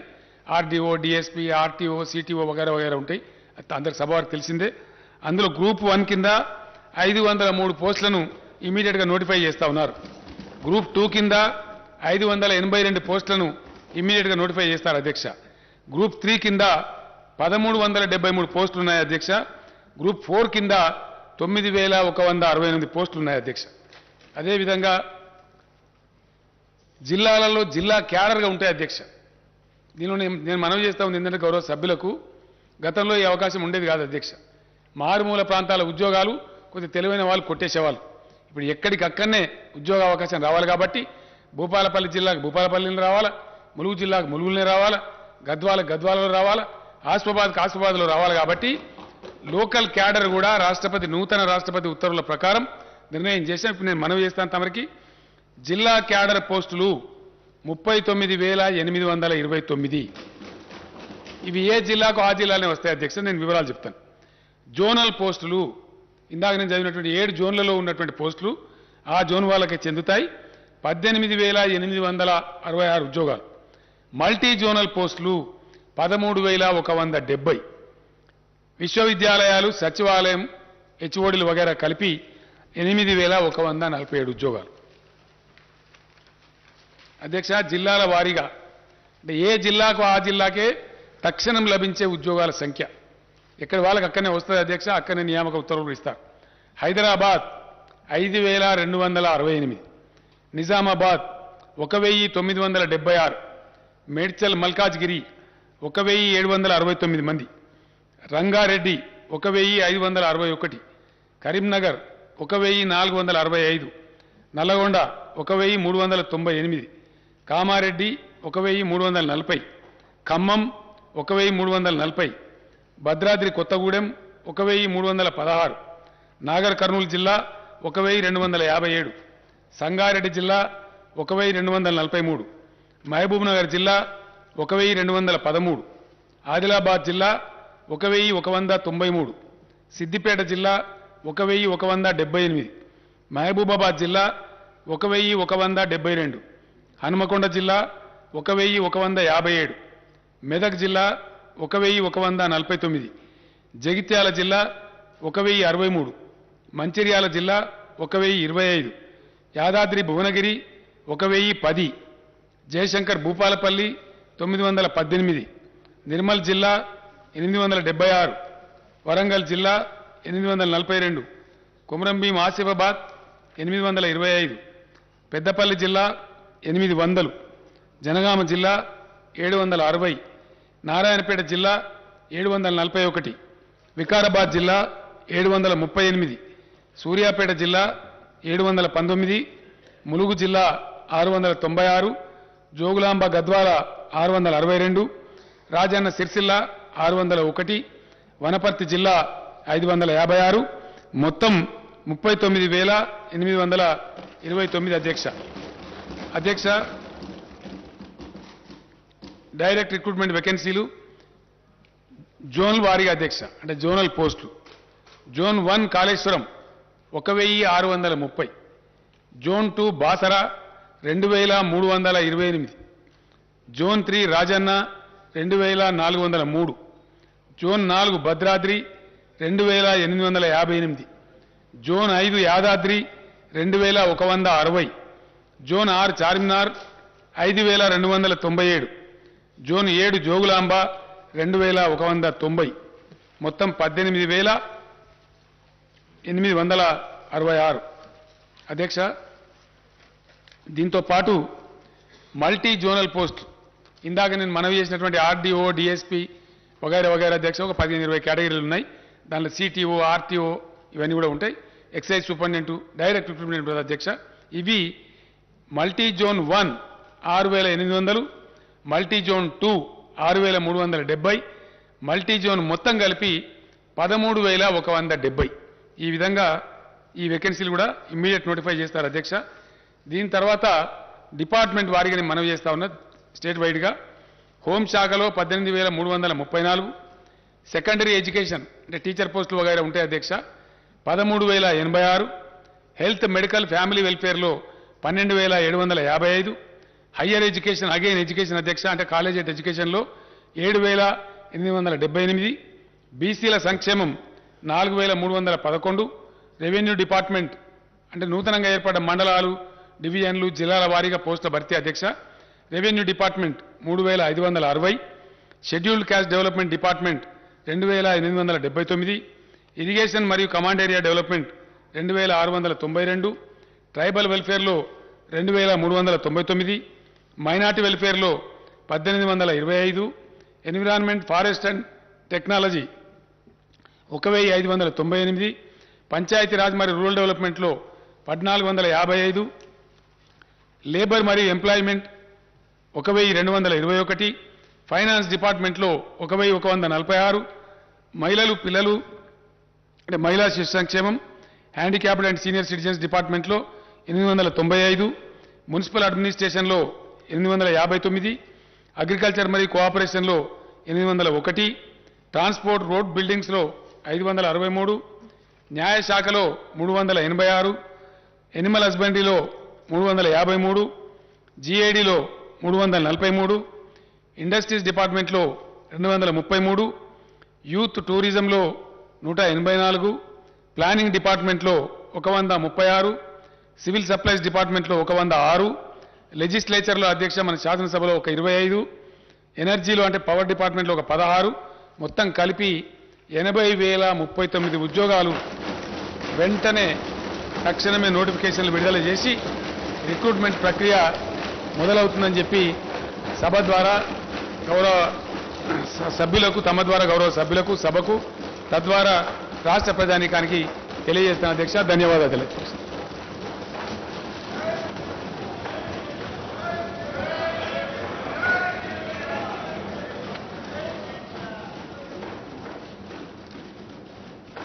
There are some announcements. All the papers included in today's agenda are deemed to have been placed and laid on the table of the House. I am to announce to the House that cut motions to the demands for grants for the budget 2022-23 will be received up to 2 p.m. today, the 9th March 2022. One more announcement. I am to announce to the House that I have nominated the following members to be on the panel of chairmen for the second meeting of 8th session: Sri Dharamsot Reddy Nayak, Sri Muhammad Mozam Khan, Sri Hanuman Sinde, Sri Manchireddy Kishan Reddy. Now, general discussion on the annual finance statement budget for the 2022-23. I request Sri Akbaruddin Owaisi Garu to initiate the general discussion on the annual finance statement budget for the year 2022-23. Honorable Speaker, sir. Sir, before I go on the discussion on the budget, state budget for the year 2022 and 2023, I would like to congratulate the Honorable Chief Minister Sahab for making the announcement for the recruitment in the government department. बहुत देर से ये मुतालबा था और आज chief minister साहब ने इस ऐवान के ज़रिए रियासत की आवाम में एक खुशी की लहर दौड़ा दी कि इतने सारे तकर्रुरात का ऐलान किया, ना सिर्फ वैकेंसीज को फिल करने का ऐलान किया बल्कि उसके साथ ही साथ ये भी ऐलान किया कि जितने भी जो लोग काम कर रहे थे कॉन्ट्रैक्ट बेसिस पे उनको भी रेगुलर करेंगे और सालाना हर वैकेंसी जब भी आएगी उसको पुर किया जाएगा। ये काबिल मुबारकबाद इक़दाम है जिसके लिए मैं अपनी पार्टी की जानिब से चीफ मिनिस्टर साहब को, रियासती हुकूमत को दिल की गहराइयों से मुबारकबाद देता हूं। Sir, now going ahead with the discussion on the state budget for the year 2022 and 2023. Sir, I congratulate the Finance Minister, Janab Harish Rao Sahab, for presenting the next year budget with a record outlay of 2.57 crores. I also compliment Harish Rao Sahab for making a marathon budget speech for over 2 hours. However, I would like to say that this budget speech is very significant for 2 reasons. He has given a detailed account of the spectacular progress achieved by the Telangana state in the last 7 years since 2014. He has also pointed out clearly that this progress was made without any contribution of the central government and despite some hurdles created by those in power in Delhi. One could imagine what more Telangana state would have achieved if the powers that be in Delhi were responsive to its needs and demands. I don't want to repeat what the Finance Minister Sahab had stated about the discrimination suffered by the Telangana state at the hands of the Delhi rulers. I strongly condemn the discriminatory attitude of the centre against Telangana state. In the recent past, the central government has tried to snatch away the power of the state through several legislation and actions. Even in the next year's union budget, no justice was done to Telangana state. None of our irrigation projects have been given national status, and not a single rupee was sanctioned by the central government for these projects.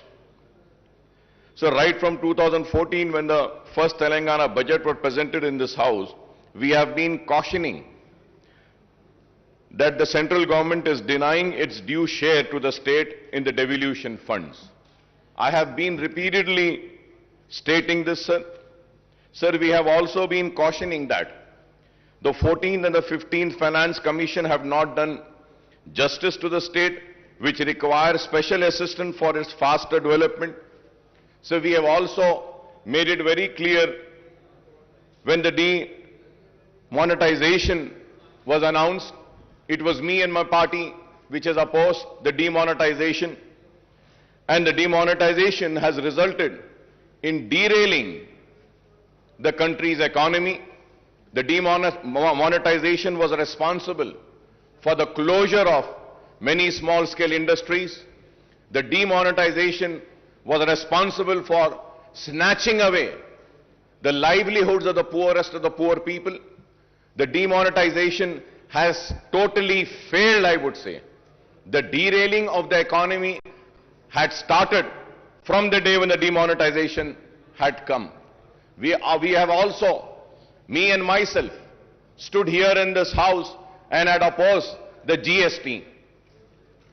And we know that the GST has also been a major cause for derailing the economy, taking responsible for closure of many industries, small-scale industries, taking away the livelihoods of the poor people. So GST had to be discussed more further without a total discussion and taking into account the real reasons as to why the GST was opposed by my party. We have already spoken about it, but I would say that all these are the reasons why the economy of the country was derailed. All our apprehensions have come true, and we have a situation where the state share of divisible pool of central taxes has decreased and the grant in aid also falling steeply. मैं ये भी बात जरूर कहूंगा कि मजलिस इत्तेहाद अल मुस्लिमीन मुसलसल मरकजी हुकूमत की नाकामियों पर रियासती हुकूमत को बार बार मुतवज्जो कराती रही, बार बार आगाह कराती रही और बोलती रही कि आपकी ये खुरबत रियासत के लिए नुकसानदेह साबित होगी। देरी सही, लेकिन आज हम देखते हैं कि रियासती हुकूमत आज मरकजी हुकूमत के इक़दामात के खिलाफ शिद्दत के साथ आज उससे इख्तिलाफ कर रही है और अपनी नाराजगी का इजहार कर रही है। तो आखिर मजलिस इत्तेहाद अल मुस्लिमीन की बात और उसकी पॉलिसी सही साबित हुई कि रियासती हुकूमत से को नुकसान पहुंचा मरकजी हुकूमत की खुरबत के जरिए। Sir, for instance the state share of central taxes has come down from rupees 15.987 crores in 2019 and 20 to rupees 7,589 crores in the first 10 months of the current financial year to 2021-2022 as per the CAG accounts. Similarly, the grant in aid for the center has decreased from 11,598 crores in 2019 and 20 to rupees 7,303 crores in the first 10 months of 2021 and 2022, sir.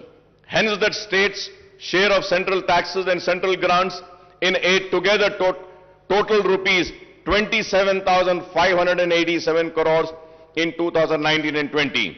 And this has come down to just rupees 14,892 crores in the 10 months of 2021 and 2022, sir. So the direct consequence of lack of adequate central grants and share in divisible pool is that the state has to depend mainly on the borrowings to the finance a big chunk of its revenues and capital expenditures.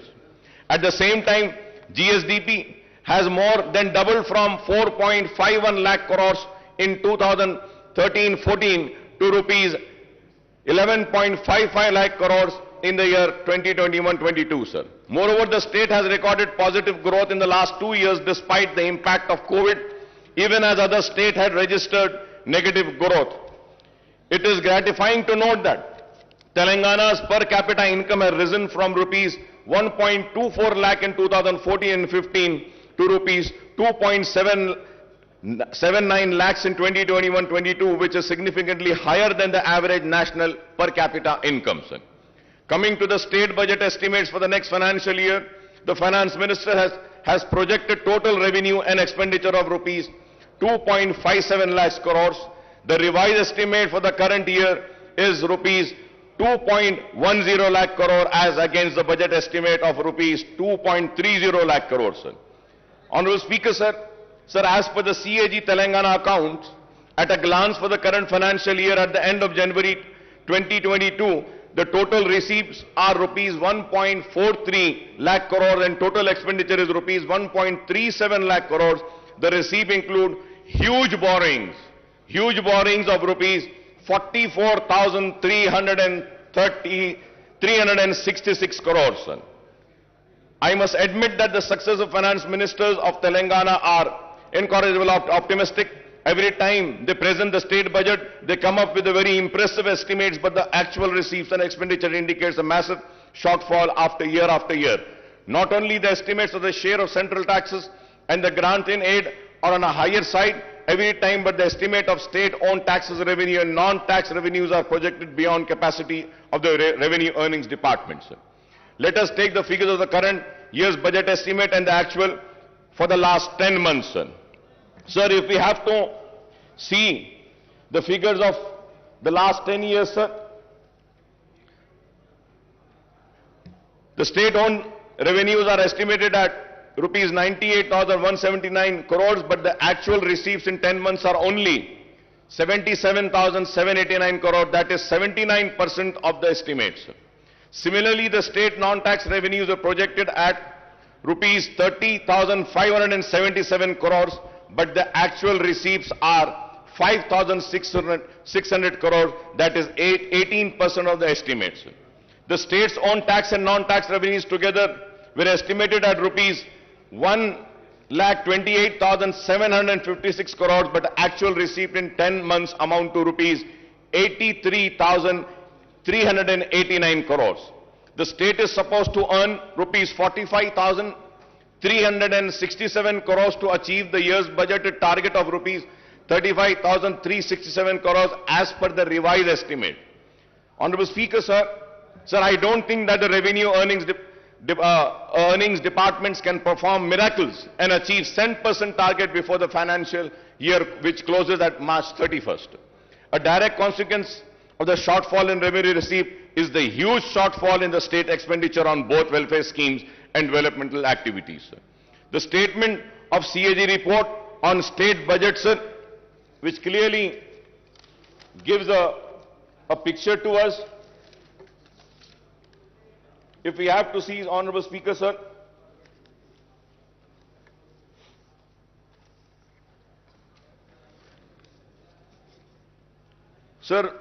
further going ahead with the rising debt, sir,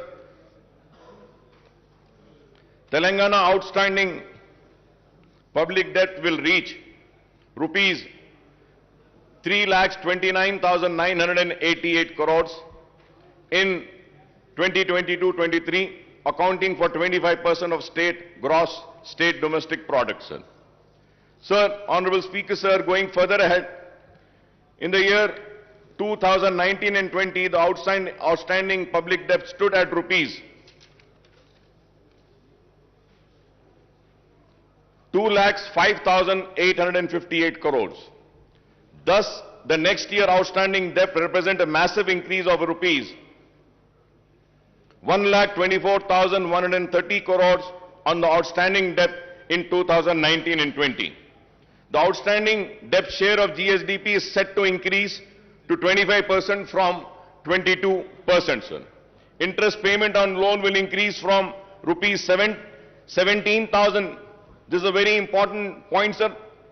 Interest payment on loan will increase from rupees 17,584 crores in 2021-22 to rupees 18,911 crores in 2020 to 2023, and the debt repayment of principal amount will also increase from 6,460 in 2021-22 to rupees 8,336 crores in the year 2022-23. Sir, we may say that raising a loan is acceptable, but it should only be used for capital expenditure. Sir, I may point out that the actual debt component will be much higher than the projected figures. So the loan raised by the various corporations and bodies, including the Greater Hyderabad Municipal Corporation, are not shown in these figures, but these should also be considered outstanding debts because the state government stand guarantee to these loans. The loan amount should be spent on infrastructure project rather than welfare schemes, Honorable Speaker, sir.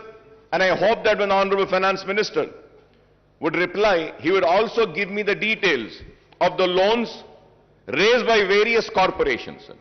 Honorable Speaker, sir, as per the CAG report, budget allocated and actual revenues and expenditure. If we have to see, sir, for the financial year 2021, the budget estimate was 2,21,686.54. Then the actuals were 1,42,688. That amounts to 64% only.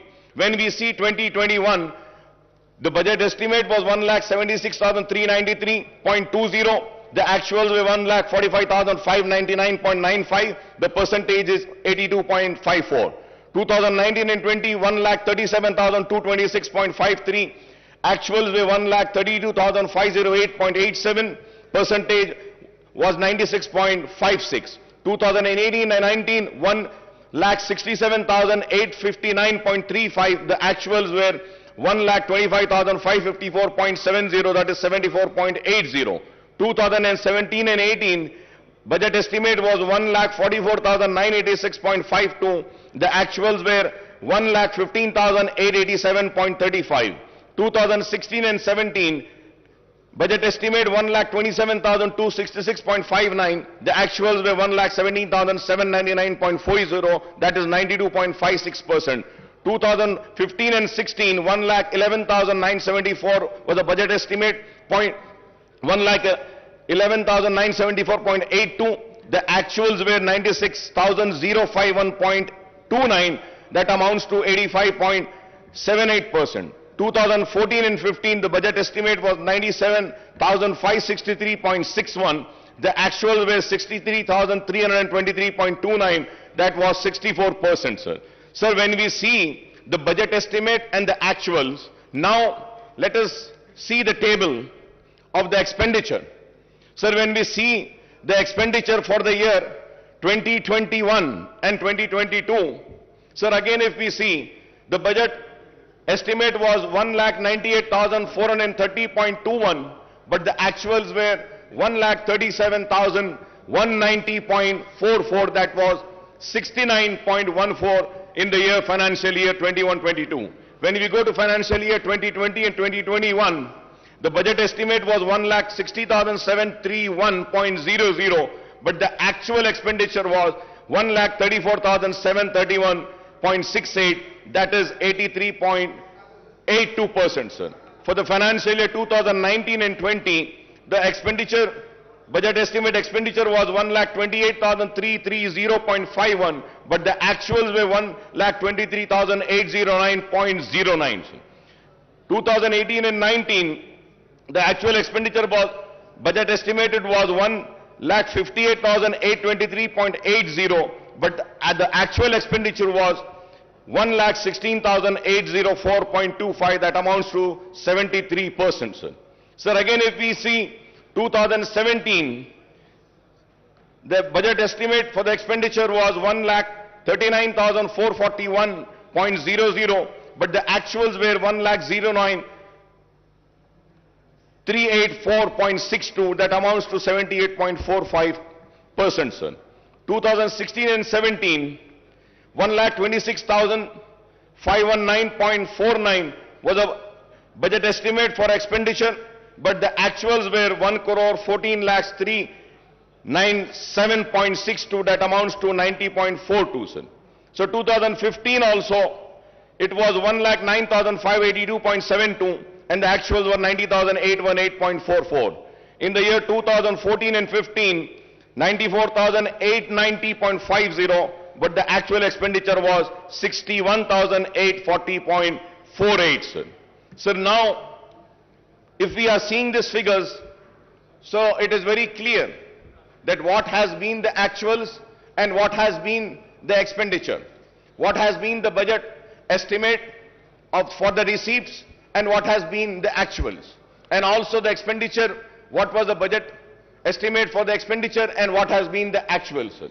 Sir, now going further ahead, sir, the state government claims that the Telangana is at the bottom of the list in the terms of GSDP ratio on public debt. In 2021, the outstanding loan was 2,44,119 crores, and in 2021 and 22, it stood at 2,85,120. If I am wrong, I may be corrected, sir. But as per my research and my work which I have done, the outstanding loan for the year 2021 is 2,44,119 crore, and in 21-22 it stood at 2,85,120 crores. The loan raised for the open market would amount to rupees 2.89 lakh crores out of the rupees 3,29,988 crore outstanding debt in the coming fiscal years. These figures, if are wrong, I may be corrected, sir. So the budget has proposed to borrow rupees 53,970 crores through market borrowing in 22-23 against 47,500 crores in the year 21-23. In 2020 and 2021, the market borrowings were 43,784 crores. The overall debt burden of the state government will stand. The important point, Honorable Speaker, sir, the overall debt burden of the state government will stand at 3,29,988 crores, including market borrowings of rupees 2,89,873 crores loan from the central government amounting to rupees 7,188 crore loan from autonomous bodies, rupees 13,591 crores special security, small saving and provident fund, etc., rupees 19,336. So this is the state of loans. So I would like to welcome the important announcement made by the Finance Minister Saab in the budget speech. The government has increased the Arogashri reimbursement limit from rupees 2 lakh to 5 lakhs for routine procedures and up to 10 lakhs for transplant. However, Honorable Speaker, sir, the allocation for Arogashri has come down from rupees 720 crores to 605 crores in the next year's budget, sir.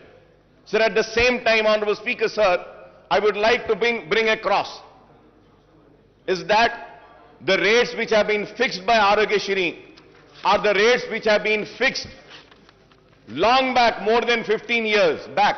The rates were fixed. The rates needs to be revised. The revision of rates are very important. Many private hospitals are not admitting the Arogashri patients. The reason is that the rates are very low.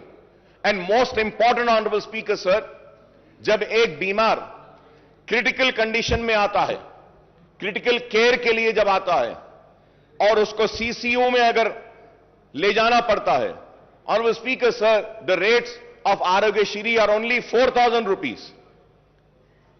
Critical care unit में 4,000 में तो इलाज नहीं हो सकता. Sir, many hospitals in CCUs, they charge 40,000, 50,000, and few hospitals charge 1 lakh rupee a day. And the hospitals which MIM party runs, 2 hospitals we run. Sir, in those hospitals we charge only 11,000. No profit, no loss basis. But still, Arogashri is giving only 4,000 rupees. So with this, we cannot treat the poorest of poor patient. So kindly through you, I request the Honorable Health Minister, also the Finance Minister, to kindly look into this and please revise the rates of Arogashri, because it's the responsibility of the government to provide good health care and good education to the people. Sir, going further ahead, sir, the diet charges for cancer and TB patients have been increased from rupees 56,000 to rupees 112 and rupees 40 to rupees 80 for other patients, and this is welcome relief, sir. Sir, I may recall that in the previous budget session also I had raised the issue of pending bills of the private hospitals under Arogashri, but the issue is yet to be sorted out, and I hope that these issues are being taken care, sir. Sir, I also welcome the announcement that the first women university in the state of Telangana will be established soon. I understand that the University College for Women at Koti, which is an autonomous college under Osmania University, will be upgraded to be a women's university. I may also recall that there are huge numbers of vacancies and professors and associate and assistant professors in all the state universities, including specialized universities, including agriculture, horticulture, veterinary and technological universities. Sir, there are vacancies of lecturers also in government degree, polytechnic and junior colleges. There are vacancies of lecturers also in the government degree and polytechnic and junior colleges. I request the government to take an early decision on the issue of raising the retirement age of the university faculty in all state and specialized universities to 65 years on par with the faculty of medical college. Sir, I request the government to decide on the organization to take up the recruitment of the university faculty and the government lecturers, that is whether it should be done by Telangana State Public Service Commission or Telangana State Council for Higher Education or a new recruitment board to be constituted. Well, now we have announced that we are going to fill up all the vacancies. This is very important, sir. This is very important. I request the government to decide on the organization to take up the recruitment of the university faculty and the government lecturers, that is whether it should be done by Telangana State Public Service Commission or State Council of Higher Education or a new recruitment board to be constituted, sir. So I repeated this point because it's very important. After the announcement made today by the Honorable Chief Minister Sahab, sir, after a gap of 3 years, the government has decided to implement the lowered age limit of Asra pension from 65 years to 57 years.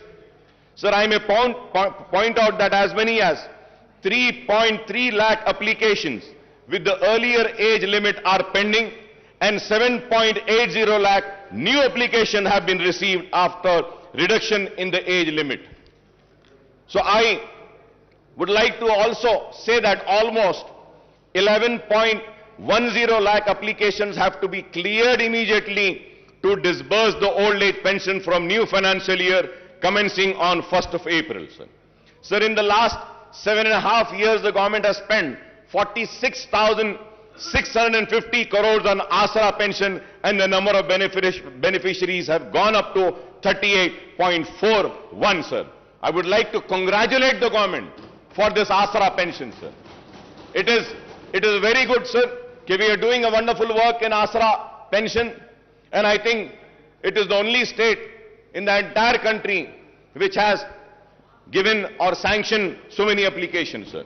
So with this, the sanction of pending applications, the number of beneficiaries may reach 50 lakhs, and this may require much higher outlay than the proposed rupees 11,728 crores in the next financial year, sir.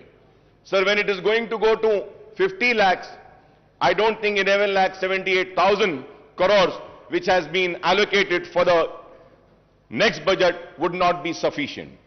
This needs to be looked into. Going ahead on the education, sir.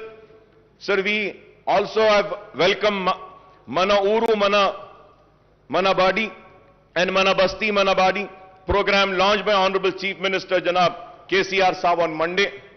The government has taken the initiative to introduce English medium in all the government schools on par with corporate school. Under the Mana Badi scheme, provision of infrastructure in all the government schools will be taken up in phased manner. However, while infrastructure development necessary, what is more important is that the filling up of all teaching, non-teaching posts in the government schools, which has been announced today by the Honorable Chief Minister Sahab. And about 26 lakh students are studying and 1 lakh teacher posts are sanctioned in the government schools across the state.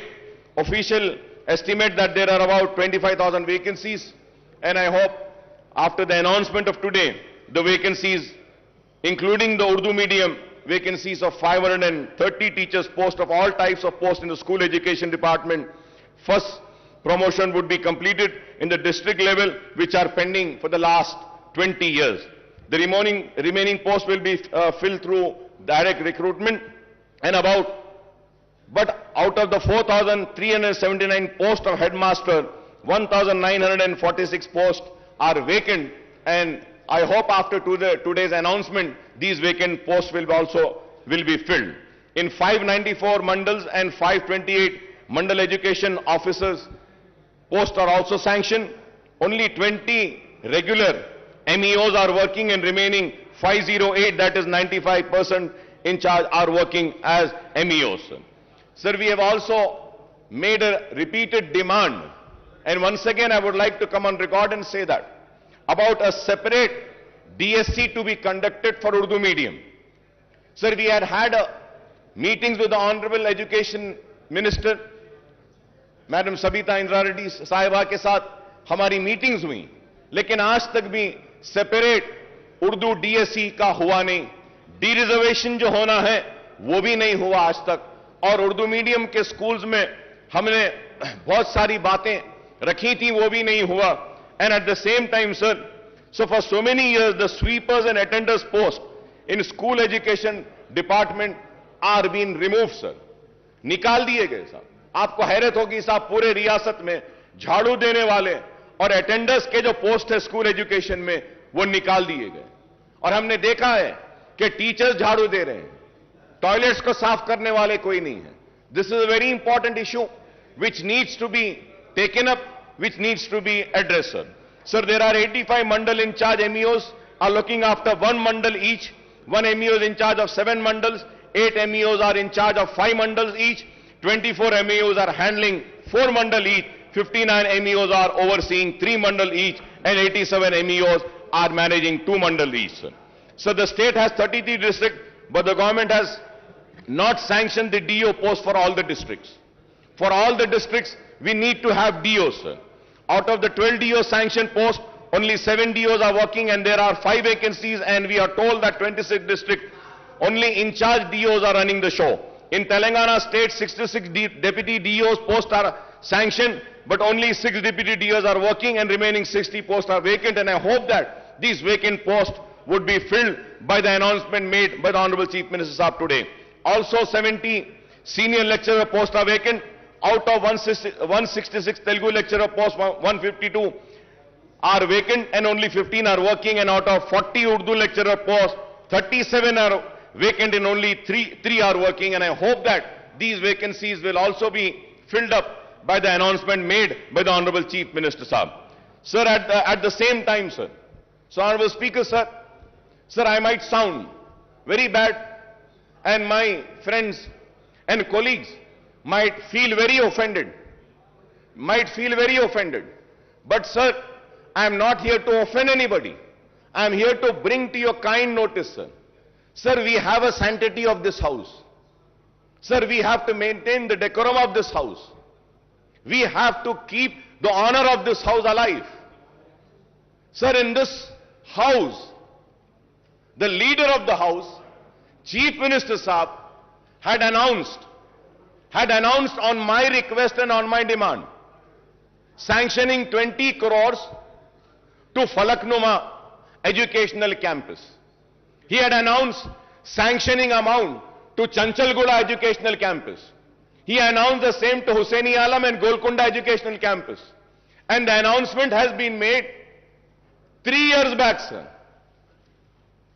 आज तक एक पैसा नहीं दिया गया साहब। मैं आपको मेरी बात बुरी दिखेगी, लेकिन अगर कोई मेंबर अपनी सीट पर से उठकर यहां अगर वेल में आता है तो उसको सस्पेंड कर दिया जाता है, लेकिन जो अनाउंसमेंट इस ऐवान में होता है उसको पूरा नहीं किया जाता, तो उसके ऊपर आपको फैसला लेना पड़ेगा स्पीकर साहब।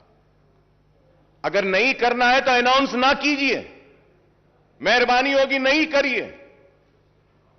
इस ऐवान के लिए कह रहा हूं मैं, इसके वखार के लिए, इसकी इज्जत के लिए कह रहा हूं।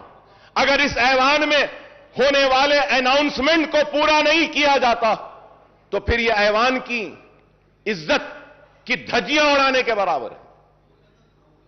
तो मैं आपके जरिए हुकूमत से मुतालबा करूंगा कि जो ऐलान किया गया फलकनुमा कैंपस के लिए, जो ऐलान किया गया गोलकुंडा कैंपस के लिए, जो ऐलान किया गया हुसैनी आलम कैंपस के लिए, जो ऐलान किया गया चंचलगुड़ा कैंपस के लिए, वो ऐलान को पूरा करिए बराए मेहरबानी। Sir, going to GHMC, sir. So the finance minister had recounted the infrastructure development taken up in the GHMC area since 2014, particularly under SRDP, CRMP and SNDP. However, the fact remains that the state government has not provided grants to the GHMC for taking up these work, and hence the GHMC has to go for massive borrowings from the banks and also raising the municipal bond to finance these projects. Sir, the GHMC has raised bounds of 1,000 crores and borrowed 3,900 crores for SRDP work, 1,500 crores for CRMP work, and 858 crore for SNDP work, sir. Some of the SNDP works costing to rupees 225 crores are taken up in the surrounding municipality and municipal corporation with the GHMC borrowing. From 2014 onwards, GHMC is in serious financial crisis as the grant for both the central government and the state government have decreased considerably, and the state government is not even paying property tax of rupees 300 crores per annum on its buildings. जो government के building हैं उसकी property tax के जो 300 करोड़ है वो भी GHMC को नहीं दी जाती. On the other hand, the GHMC is paying 1 crore every day, that is rupees 365 crores per annum for repayment of loan and interest on borrowing. Honorable Speaker, sir, every day the GHMC is paying 1 crore. Sir, at the same time, sir, under the 14th and 15th Finance Commission grant, the central government sanctioned funds amounting to rupees 300 crores and rupees 1,000 crore respectively to the GHMC, but these have not been realized by the state government. With the introduction of TSB pass for building permission, the building permit fees is deposited with the state treasury and the GHMC is not getting this amount. Sir, मैं घर बनाना चाहता हूं, घर बनाने के permission के लिए पैसे भरता हूं, वो पैसे जीएचएमसी में नहीं आते हैं सर, वो गवर्नमेंट ट्रेजरी में चले जाते हैं. सर, ये जीएचएमसी में घर बन रहा है, परमिशन जीएचएमसी दे रही है, तो पैसा तो जीएचएमसी को आना चाहिए, लेकिन ऐसे नहीं हो रहा है sir. Sir, the GHMC's own revenues are meant for paying staff salaries and for the maintenance work and for major works and project funds. Projects funds have to be sanctioned with the state government. I want to know how many projects in GHMC are funded by the state government from 2014 onwards, sir. GHMC के जो भी projects हैं, government की तरफ से क्या दिया जा रहा है? Now, maintenance and new works in GHMC have come to a halt from July 2021 and onwards, since payments were not made to GHMC contractors. The contractors' dues are rupees 300 crores and the government should release the fund for development of work to GHMC to clear this fund. Most of the 2,000 contractors at GHMC are petty contractors whose livelihood depends on GHMC work. Sir, I also have the statement, sir. Abstract of MAUD department budget for 7 years. For 7 years, when we see, sir, Commissioner and Director of Municipal Administration, Hyderabad Metro Water Supply Sewerage Board, the Mission for Elimination of Poverty Municipal Areas, MEPMA, then Amrut Smart City, Musi River Fund Development Limited, Hyderabad Road Development Corporation Limited, Hyderabad Metro Rail. Isme, sir, 11th is Greater Hyderabad Municipal Corporations. So the budget estimate, Honorable Speaker, sir, was 8,920.36 crores. Budget release 236.11. Only, sir, 236.11. This is for the financial year 2014 and 15 se lekar for the year 2021-22 tak. Last 7.5-8 years में 8,990.36 करोड़ का ऐलान किया, लेकिन budget release 236 crore का हुआ और expenditure. Sir, now we have to see what has been the expenditure. Sir, out of 8,920, 236.11 was released and the expenditure is how much, sir? Only 2 crore 65 lakhs. 2 crore 65 lakhs. If I am wrong, I may be corrected. If I am wrong, I may be corrected. These are the figures which has been given. So it is very sad, sir. Sir, also, in this house, sir, an announcement was made about the notarized document to be treated as registered document. Ministers की एक committee भी बनाई गई. Sir, आज तक भी कुछ नहीं हुआ, सर. मैं आपके जरिए हुकूमत से फिर से अपील करना चाहता हूं कि नोटराइज डॉक्यूमेंट को रजिस्टर्ड डॉक्यूमेंट ट्रीट करिए।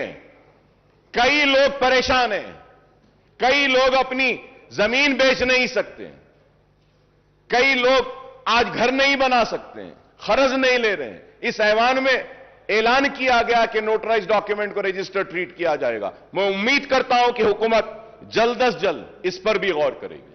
Honourable speaker sir, in the last, or I would say in this session only 5 months earlier, 5 महीने पहले, ये नया सेशन नहीं है, ये तो वही सेशन चल रहा है। तो आज से 5 महीने पहले ये ऐलान किया गया था कि सीसीपी प्रोजेक्ट लिया जाएगा, चार मीनार पेडेस्ट्रियनाइजेशन प्रोजेक्ट। सर कब से चार मीनार पेडेस्ट्रियनाइजेशन प्रोजेक्ट चल रहा है सर? कब कंप्लीट होगा? कब खत्म होगा? कब चार मीनार इस्तांबुल बनेगा? यह एक सवाल है। और उसके बाद जवाब में यह बोला गया कि खुली कुतुब शाह के जरिए चार मीनार पेडेस्ट्रियनाइजेशन का प्रोजेक्ट करेंगे, खुली कुतुब शाह के जरिए नए पुल के पास जो ब्रिजेस है वो बनाएंगे, खुली कुतुब शाह को और काम देंगे। सर खुली कुतुब शाह का जो पहला जितना बजट लास्ट ईयर दिए थे उससे और कम कर दिया गया। आप बजट एलोकेशन कम करेंगे, लास्ट ईयर जितना बजट दिया गया था that was sufficient enough only for the payment of salaries of Kuli Qutub Shah Urban Development Authority employees, और अब कुछ भी नहीं किया गया। Sir, pending works of nalas and sports and the stadiums are still pending. In my constituency, sir, one stadium work was started 10 years back, sir. It is more than 10 years that it is yet to be completed. Sir, we have spoken about the nalas 5 months earlier when we have the assembly session. That time we spoke about nalas. We spoke about the breach जो शिगाफ आया था तालाबों में, जिसकी वजह से नुकसान हुआ था लोगों को, उसके बारे में बात करें। और हमने कई तजावीज दिए।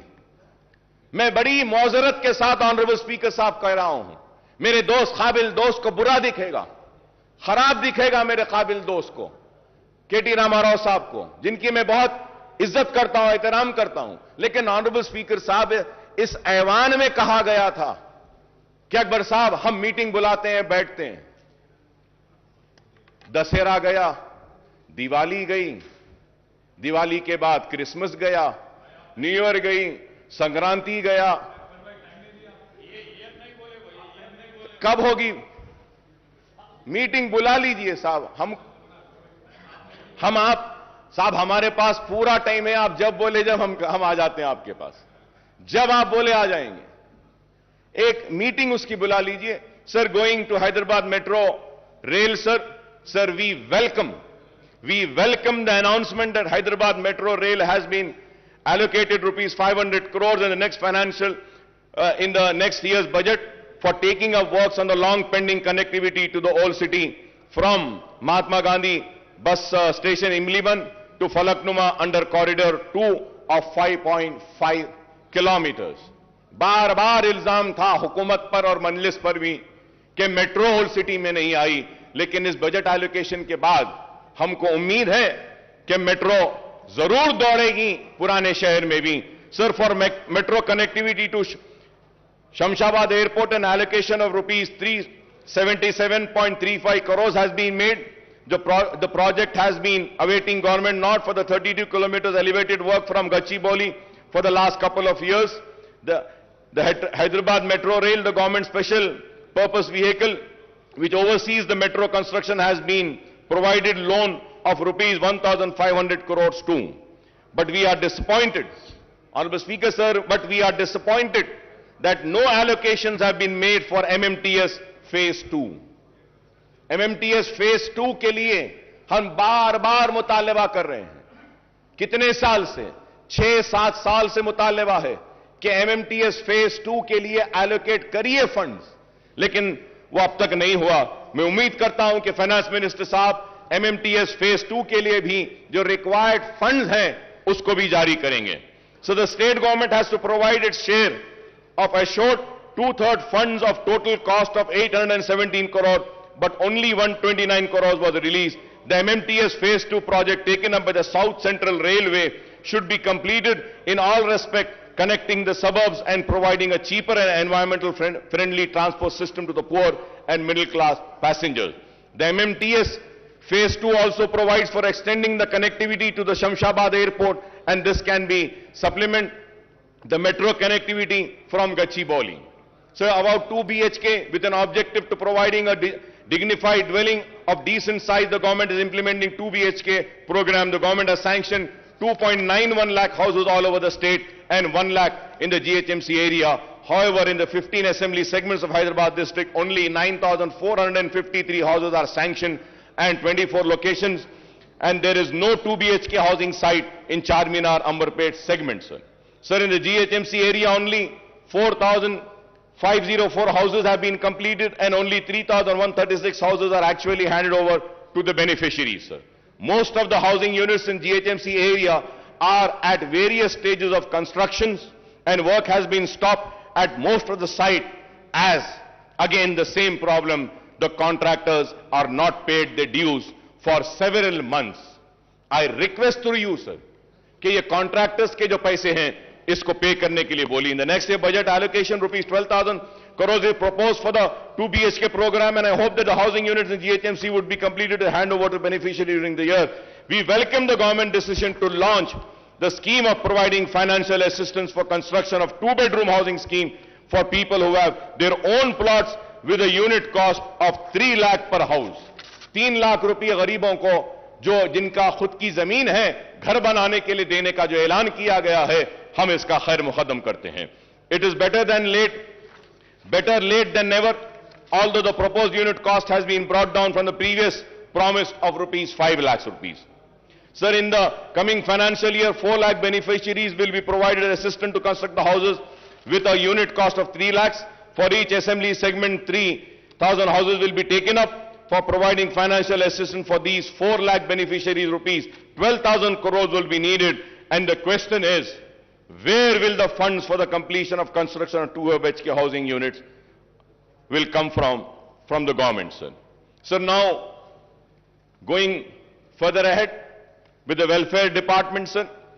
Sir, SC welfare, ST welfare, BC welfare and minority welfare, sir. Sir, 2022-23 budget for SC welfare, the revenue with 31,220.91. The capital was 559.50. The total was 31,770.41. And percentage, if we have to see the allocations, taking in account the entire budget of the state, the percentage is 12.36%, sir. Sir, ST welfare, revenue 10,804.88, and capital would be 1,759.91, and the total is 12,564.80. BC welfare, 5,289.83, the capital 407.72, the total is 5,697.55, that is only 2.22%. Sir, again, minority welfare 1728.71 और उसके बाद 1728.71. अगर आप इसको देखते हैं total budget के हिसाब से, तो माइनॉरिटीज को जो शेयर दिया गया है बजट में से, वो share is 0.67%. It has come down पहले से, और अब में अगर देखते हैं टोटल बजट से हम अगर कैलकुलेट करते हैं, तो जो शेयर दिया गया है एससी वेलफेयर को 12.36%, एसटी वेलफेयर के लिए 4.89%, बीसी वेलफेयर के लिए 2.22% और माइनॉरिटी वेलफेयर के लिए 0.67%. Sir, when we come to the minorities, sir, so Honorable Speaker, sir, before going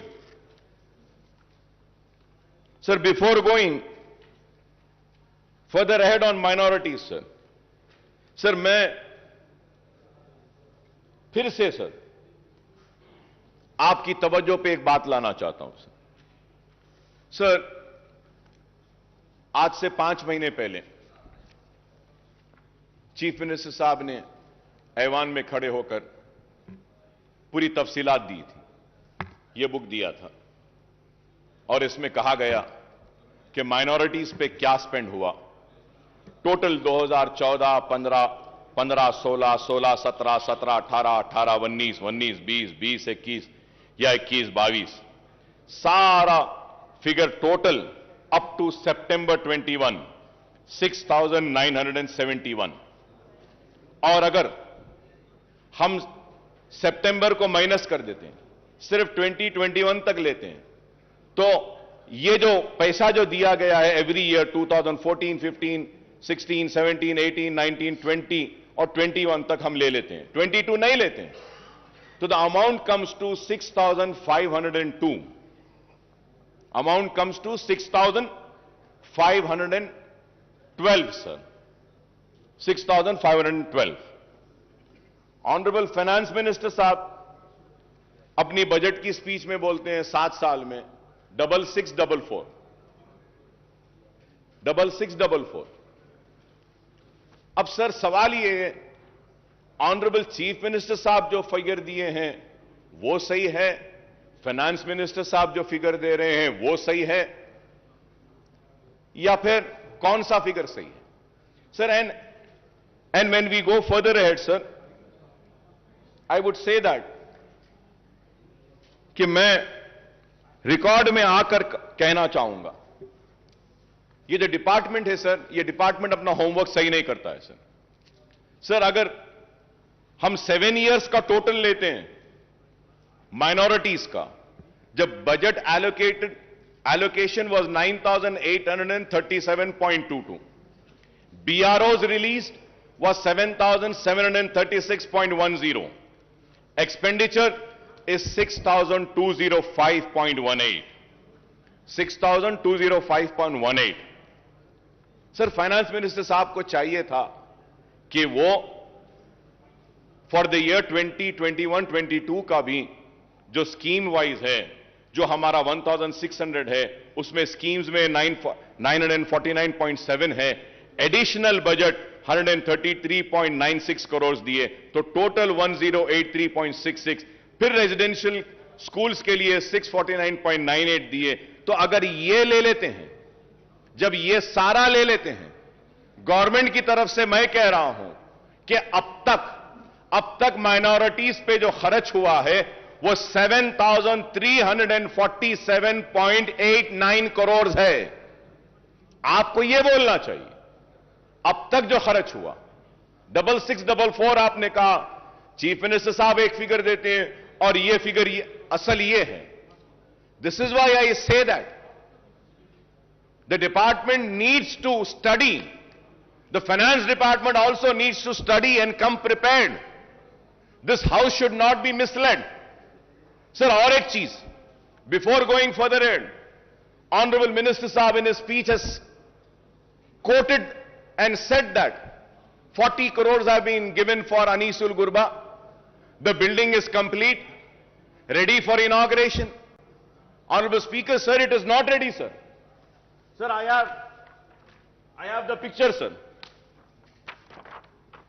I have the picture, sir. Is this ready? Is this called ready? No, sir, it's not ready.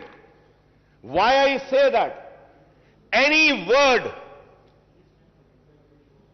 said or uttered in this house holds an importance. And a document has been given. एक किताब दी गई, किताब में कहा गया है कि खत्म हो गया, नहीं हुआ है। सर मैं आपसे कहना चाहता हूं कि इस ऐवान में और एक बात, एक और ऐलान किया गया था। महमूद अली साहब यहां मौजूद हैं, अगर मैं गलत कह रहा हूं तो मुझे रोकिए, मुझे टोकिए। ऐलान किया गया था कि हज हाउस के बाजू की जो बिल्डिंग है वहां पे माइनॉरिटीज के सारे ऑफिसेस को वहां पे लाया जाएगा। क्या ऐलान किया गया था या नहीं? आज क्या वहां पे बिल्डिंग में क्या पूरे डिपार्टमेंट्स आए या नहीं? पूरी बिल्डिंग कमजोर हो रही है। अरे आप उस बिल्डिंग को कंप्लीट तो भी करवा दीजिए, उस बिल्डिंग को किराए पर भी तो दे दीजिए, कम से कम गवर्नमेंट ऑफिसेज नहीं लाना है तो किसी और को दे दीजिए। इस्लामिक सेंटर के लिए 10 एकड़ जमीन दी गई, कंस्ट्रक्शन आज भी चालू नहीं हुआ। सर, मैं ऑनरेबल स्पीकर साहब, मैं फिर से आपको याद दिलाना चाहता हूं सर, मेरी बात फिर खराब दिखेगी मगर मैं फिर से कह रहा हूं सर, इस 5 महीने पहले चीफ मिनिस्टर साहब ने कहा कि अकबर साहब हम मीटिंग बुलाते हैं, दशहरा हो जाने दीजिए, मीटिंग बुलाते हैं। सर, दशहरा हो गया, दिवाली हो गई, क्रिसमस हो गया, न्यू ईयर हो गया, संक्रांति हो गई, अब होली आ रही है, होली भी हो जाएगी। सर, आज मैं पूछना चाहता हूं कि अगर आप अपने वादे को पूरा नहीं कर सकते हैं तो बोलते क्यों हैं? बुरा दिखता है मेरी बात, लेकिन हक है। मैंने जो कहा कि आपने मेरे कान को खुश किया, मैंने आपके कान को खुश किया, ये लेने देने की बात कहां से आई? यही बात हुई।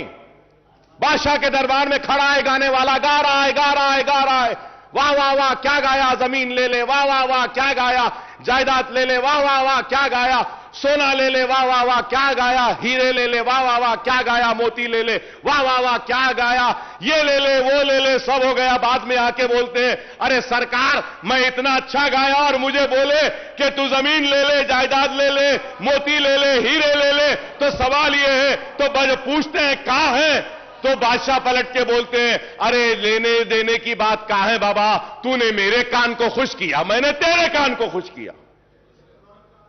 यह मेरी बात खराब दिखेगी मगर ऑनरेबल स्पीकर सर, मैं आपसे पूछना चाहता हूं, मेरा बदतमीजी होगी, माफी चाहता हूं सर। एक मेंबर इस ऐवान में वेल में आता है तो डिग्निटी और ऑनर इस हाउस की खराब और ये कह के सस्पेंड कर देते हैं, बाहर फेंक देते हैं। इस हाउस में जो ऐलान किया गया, उस ऐलान का क्या है, मैं पूछना चाहता हूं। क्या उसकी कोई अहमियत नहीं? उसका कोई वकार नहीं? क्या उसकी इज्जत नहीं? हम पुकारे तो कहां पुकारे, हम चीखे तो कहां चीखे, बताइए। ये ऐवान में आकर पुकारेंगे और ऐवान में बोलते हैं कि करेंगे, बुलाएंगे, इंतजार में खड़े हैं। सरकार का बुलावा कब आएगा, कब आएगा? आज आप बताइए ऑनरेबल स्पीकर सर, हम दर्द के साथ, कर्ब के साथ कह रहे हैं, आलेर की एनकाउंटर पर रिपोर्ट देंगे, बोले आज कातिलों को प्रमोशन हो रहा है, उन जालिमों को तरक्की दी जा रही है और मेरे खून बह रहा है, लेकिन उस पर इंसाफ नहीं। कब मिलेगा आलेर के लोगों को इंसाफ, मेरा सवाल है। आज हम ये बातें करते हैं, जियो निकाला गया, बोला गया कि चारमीनार पेडेस्टलाइजेशन के पुल को डालेंगे, कहां है बताइए। मैं जरूर यहां खड़े होकर अपने हक की लड़ाई लड़ रहा हूं। Honourable speaker sir, it is very important when we raise an issue, when an assurance has been given, that needs to be fulfilled. अब सवाल यह होगा कि आज इतने रिक्रूटमेंट का ऐलान किया गया, ये भी होंगे या नहीं? क्योंकि मेरे साथ तो यह तजुर्बा, मेरे साथ तो यह हुआ, मुसलमानों के साथ तो यह हुआ। सर, पब्लिक सर्विस कमीशन में एक भी मुसलमान नहीं, पब्लिक प्लीडर एक भी मुसलमान नहीं, माइनॉरिटी कमीशन में नहीं। क्यों बताइए सर? क्या एक मुसलमान को नहीं बना सकते? एक मुसलमान भी वाइस चांसलर नहीं है इतनी यूनिवर्सिटीज में। आप बताइए। मैं पूछना चाहता हूं टीआरएस के मेंबर से, मेरी बात गलत है तो बोलो, क्या मुसलमानों में एक भी काबिल नहीं है जिसको वीसी बनाया जा सकता? क्या मुसलमान में एक भी नहीं है जिसको पब्लिक सर्विस कमीशन का रुकन बनाया जा सकता? क्या मुसलमान में कोई भी काबिल नहीं है कि उसको एक पब्लिक लीडर बनाएंगे? मुसलमानों से हमदर्दी की बात है, लेकिन आज यह चीज नहीं हो रही है। इसलिए मैं आपके जरिए हुकूमत से मुतालबा करूंगा कि प्लीज कुछ करिए इस पर।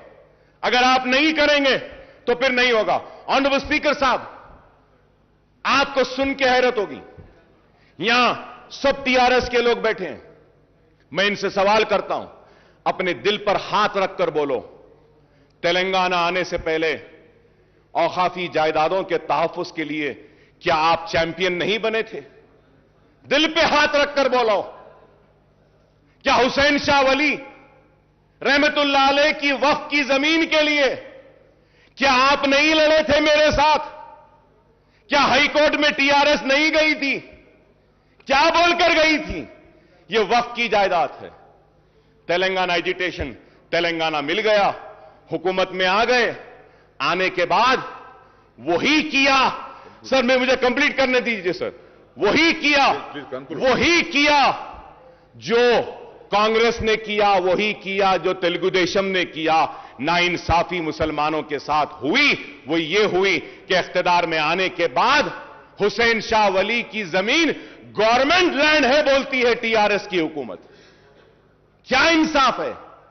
हुकूमत में नहीं थे तो वक्फ की थी, हुकूमत में आ गए तो गवर्नमेंट की। पूरी जमीन चले गई, पूरी जमीन चले गई। ऑनरेबल स्पीकर साहब, सुप्रीम कोर्ट में वक्फ बोर्ड मुकदमा हार गया टेक्निकल रीजंस की वजह से। प्लीज अरे आज दे सकते थे। Please conclude sir, I am concluding sir, but I have to say sir मैं बोलना चाह रहा हूं, इसलिए बोलना चाह रहा हूं कि मुझे बोलना जरूरी है सर। पहले तो पूरा असेंबली कट हो गई, 5 दिन 6 दिन चल रही है, क्वेश्चंस आते ने, 5 दिन में एक क्वेश्चन आएगा हमारा, और उसके बाद में अगर कम वक्त में बोलूं तो फिर मेरा इस ऐवान में आना ही बेकार है। मुझे बोलने दीजिए सर, इस वास्ते कि मजबूर होकर कह रहा हूं, मजबूर होकर। हजारों करोड़ की जायदाद चले गई, एयरपोर्ट में चले गई। सर मैं कहूंगा, चीफ मिनिस्टर साहब का बयान अब तक मैं सुन रहा था, रिक्रूटमेंट में कहे कि तेलंगाना के साथ नाइंसाफी हुई, बेशक हुई, इससे इनकार नहीं। आपके आने के बाद इंसाफ मिल रहा है, बिल्कुल मिल रहा है। हक तलफी हुई, आपके आने के बाद हक मिल रहा है। पानी ले लिया गया, पानी मिल रहा है। खेती नहीं होती थी, आज हो रही है। पेंशन नहीं मिलता था, आज मिल रहा है। सब सही है, लेकिन औकाफी जायदादें जो पहले तबाह हो रही थी वो आज भी हो रही हैं, आज भी हो रही हैं। Sir, you remember, sir, Honorable Speaker, sir, you remember an announcement was made that CBCID inquiry will be conducted on work properties. CM साहब ऐलान करें, क्या हुआ सर? कुछ हुआ सर?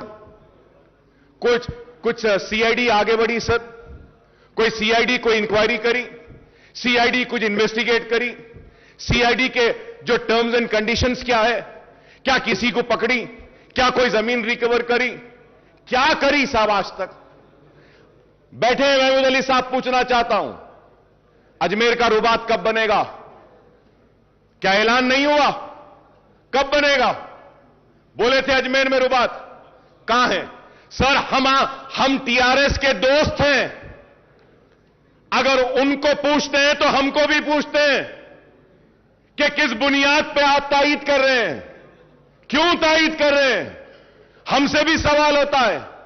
नेक नामी आपकी मुतासिर नहीं, हमारी भी होती है।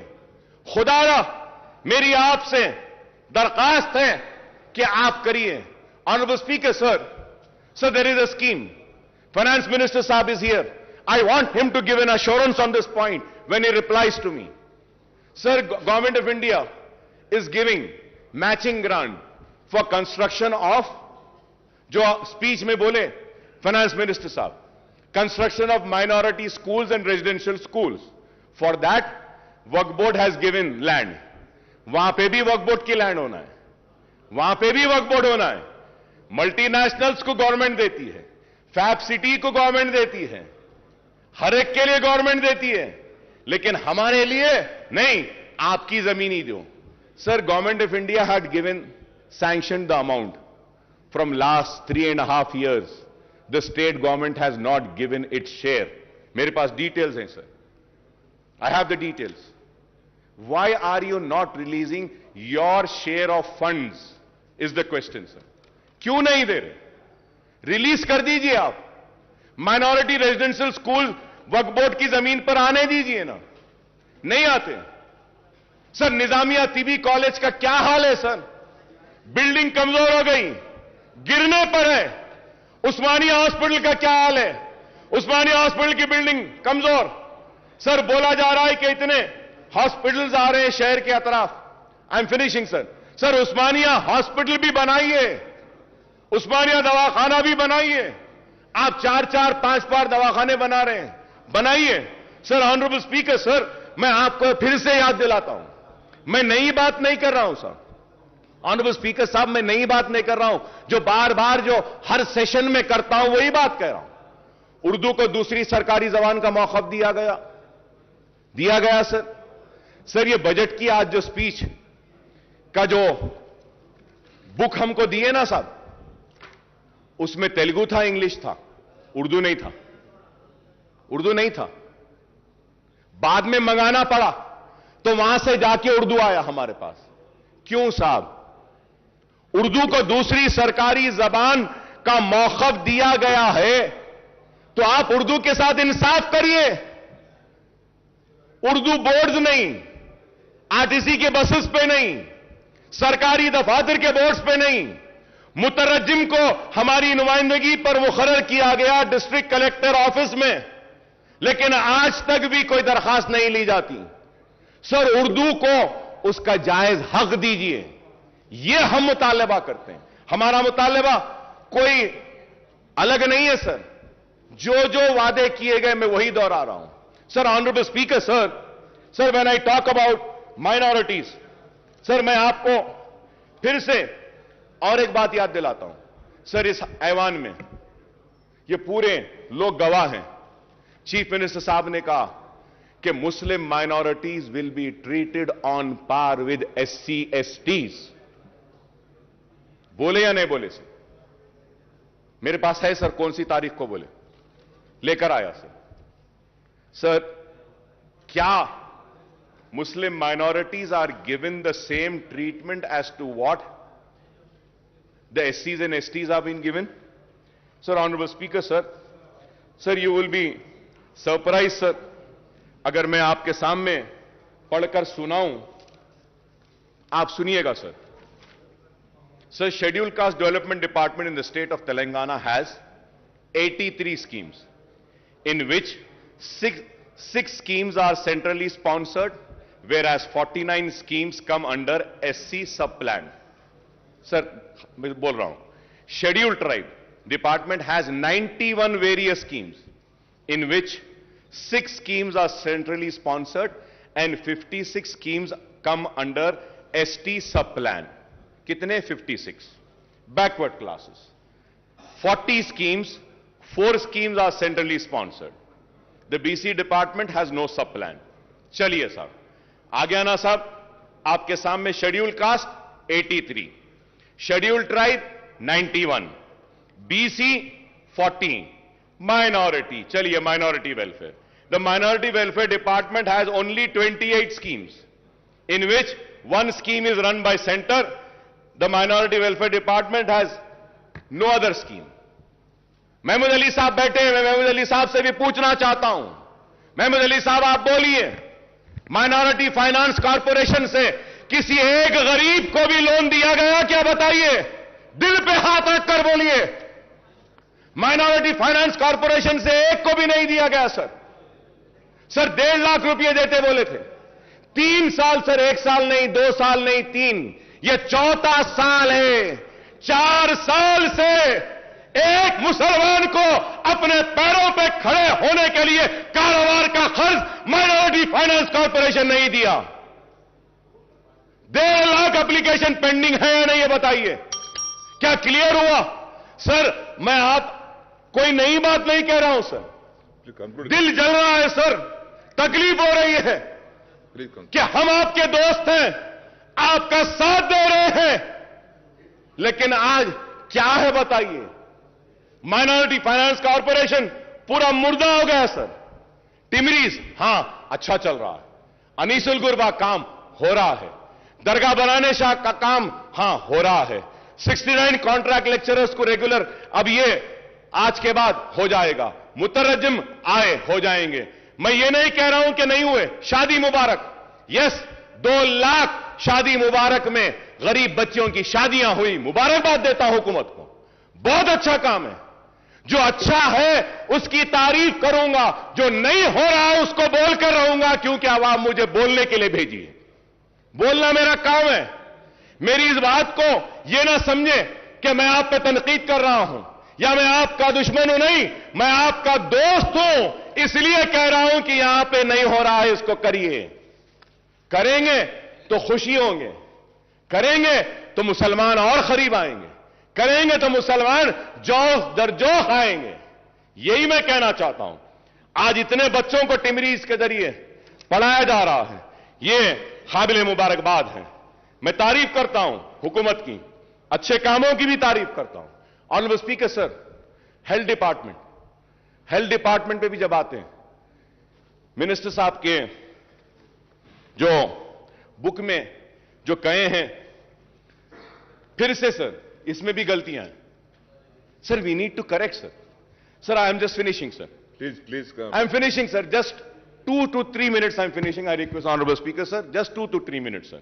Sir, the health sector, while 6,295 crores were allocated in financial year 2021-22, rupees 11,237 crores have been allotted for medical and health sector in budget for 22-23, making an increase of 4,942 crores in share numbers.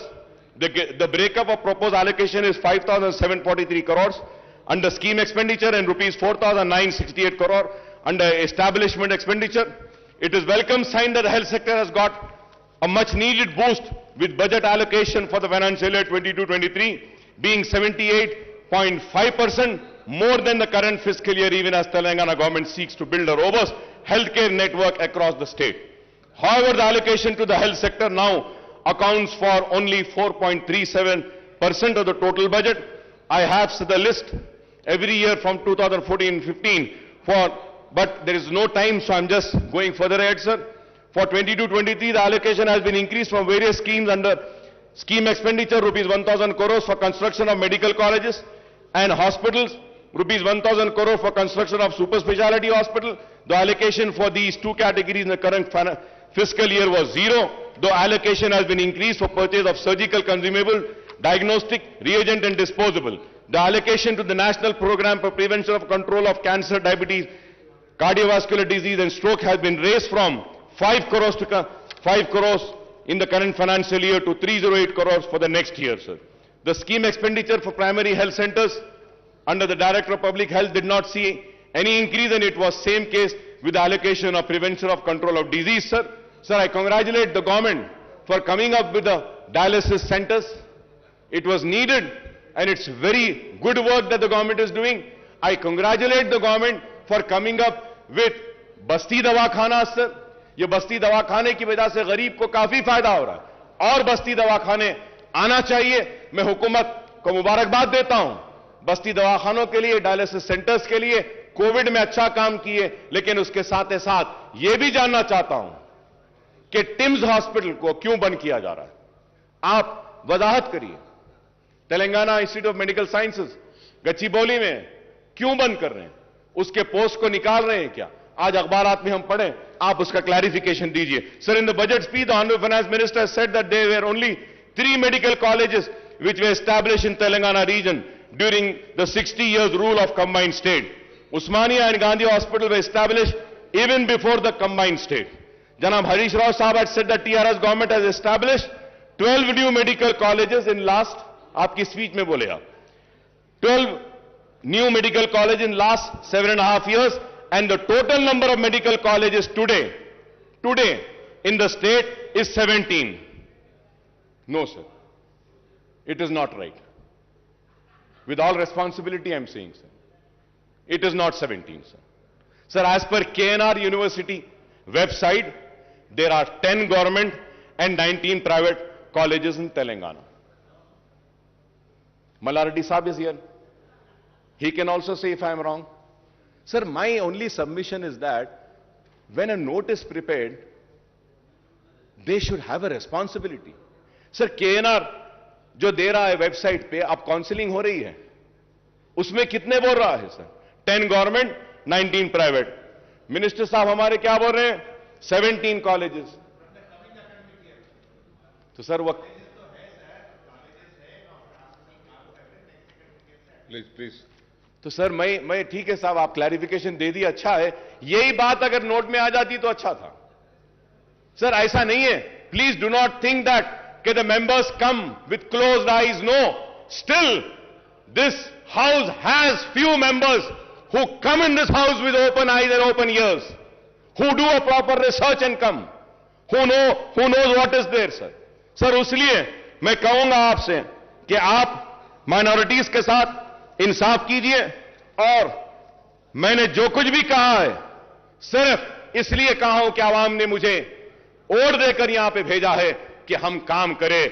और speaker साहब, मैं खत्म करते हुए फिर से आपसे दरखास्त करूंगा कि आप इस ऐवान की हुर्मत, इस ऐवान की इज्जत और इस ऐवान में किए गए वादों की हिफाजत भी करना आपकी भी जिम्मेदारी है, हमारी भी जिम्मेदारी है। जो वादा इस ऐवान में किया जाता है इसको हमको भी पूरा करना है, सबको भी पूरा करना है। ऐसा नहीं कि बस हम बोल दिए, हम सुन लिए और चले गए। मैं उम्मीद करता हूं कि जो जो पॉइंट्स मैं आज आपके सामने उठाकर आपके सामने रखा हूं, इस पर आप संजीदगी के साथ गौर करेंगे और इसको तनखीद की शक्ल में ना देखेंगे, इसको तनखीद बराए तामीर में देखेंगे। It is a criticism for sure, but it is a constructive criticism. Kindly take it as a constructive criticism. I thank the government at the same time, and also I want to thank Prashant Reddy Saab for taking up the construction of the Secretariat Mosque. CM साहब बोले थे संगे बुनियाद हुआ, तामीर हो रही है, लेकिन आज बाज लोग बोलते हैं कि संगे बुनियाद रख दिए, तामीर नहीं हो रही है। तामीर हो रही है और तामीर मुकम्मिल होगी। सेक्रेटेरिएट के साथ मुझे उम्मीद है कि सेक्रेटेरिएट की तामीर के साथ सेक्रेटेरिएट की मस्जिद की तामीर भी होगी मुकम्मल। हम इसके लिए हुकूमत का शुक्रिया अदा करते हैं। बहुत काम हुए हैं, बहुत काम हुए हैं और बहुत होना बाकी है। हम यूं ही आपसे लड़ते रहेंगे, मुसलमानों के मसाइल को हल करवाते रहेंगे और यूं ही हम लड़ते लड़ते आइंदा भी आप ही आएंगे और आपके साथ हम ही आएंगे और रियासत को बंगारू तेलंगाना बनाएंगे। शुक्रिया स्पीकर साहब। వాయిదా ప్రతిపాదన శ్రీ బట్టి విక్రమార్క మల్లు గారు మరియు ఇతరులు రైతుల ఆత్మహత్యలు మరియు ఇతర సమస్యల గురించి చర్చించాలని కోరుతూ ఇచ్చిన వాయిదా ప్రతిపాదన తిరస్కృతమైనది. Now the house is adjourn for tea break.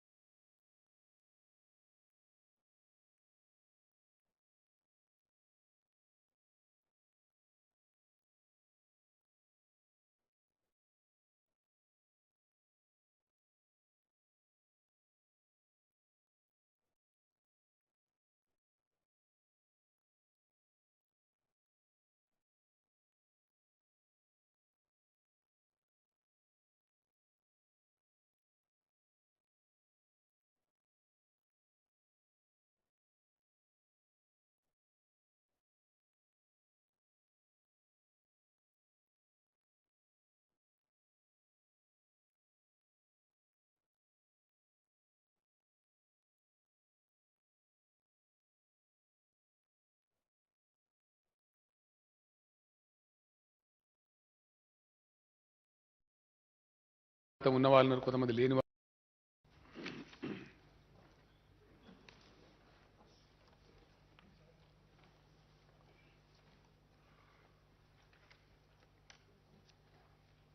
అధ్యక్ష,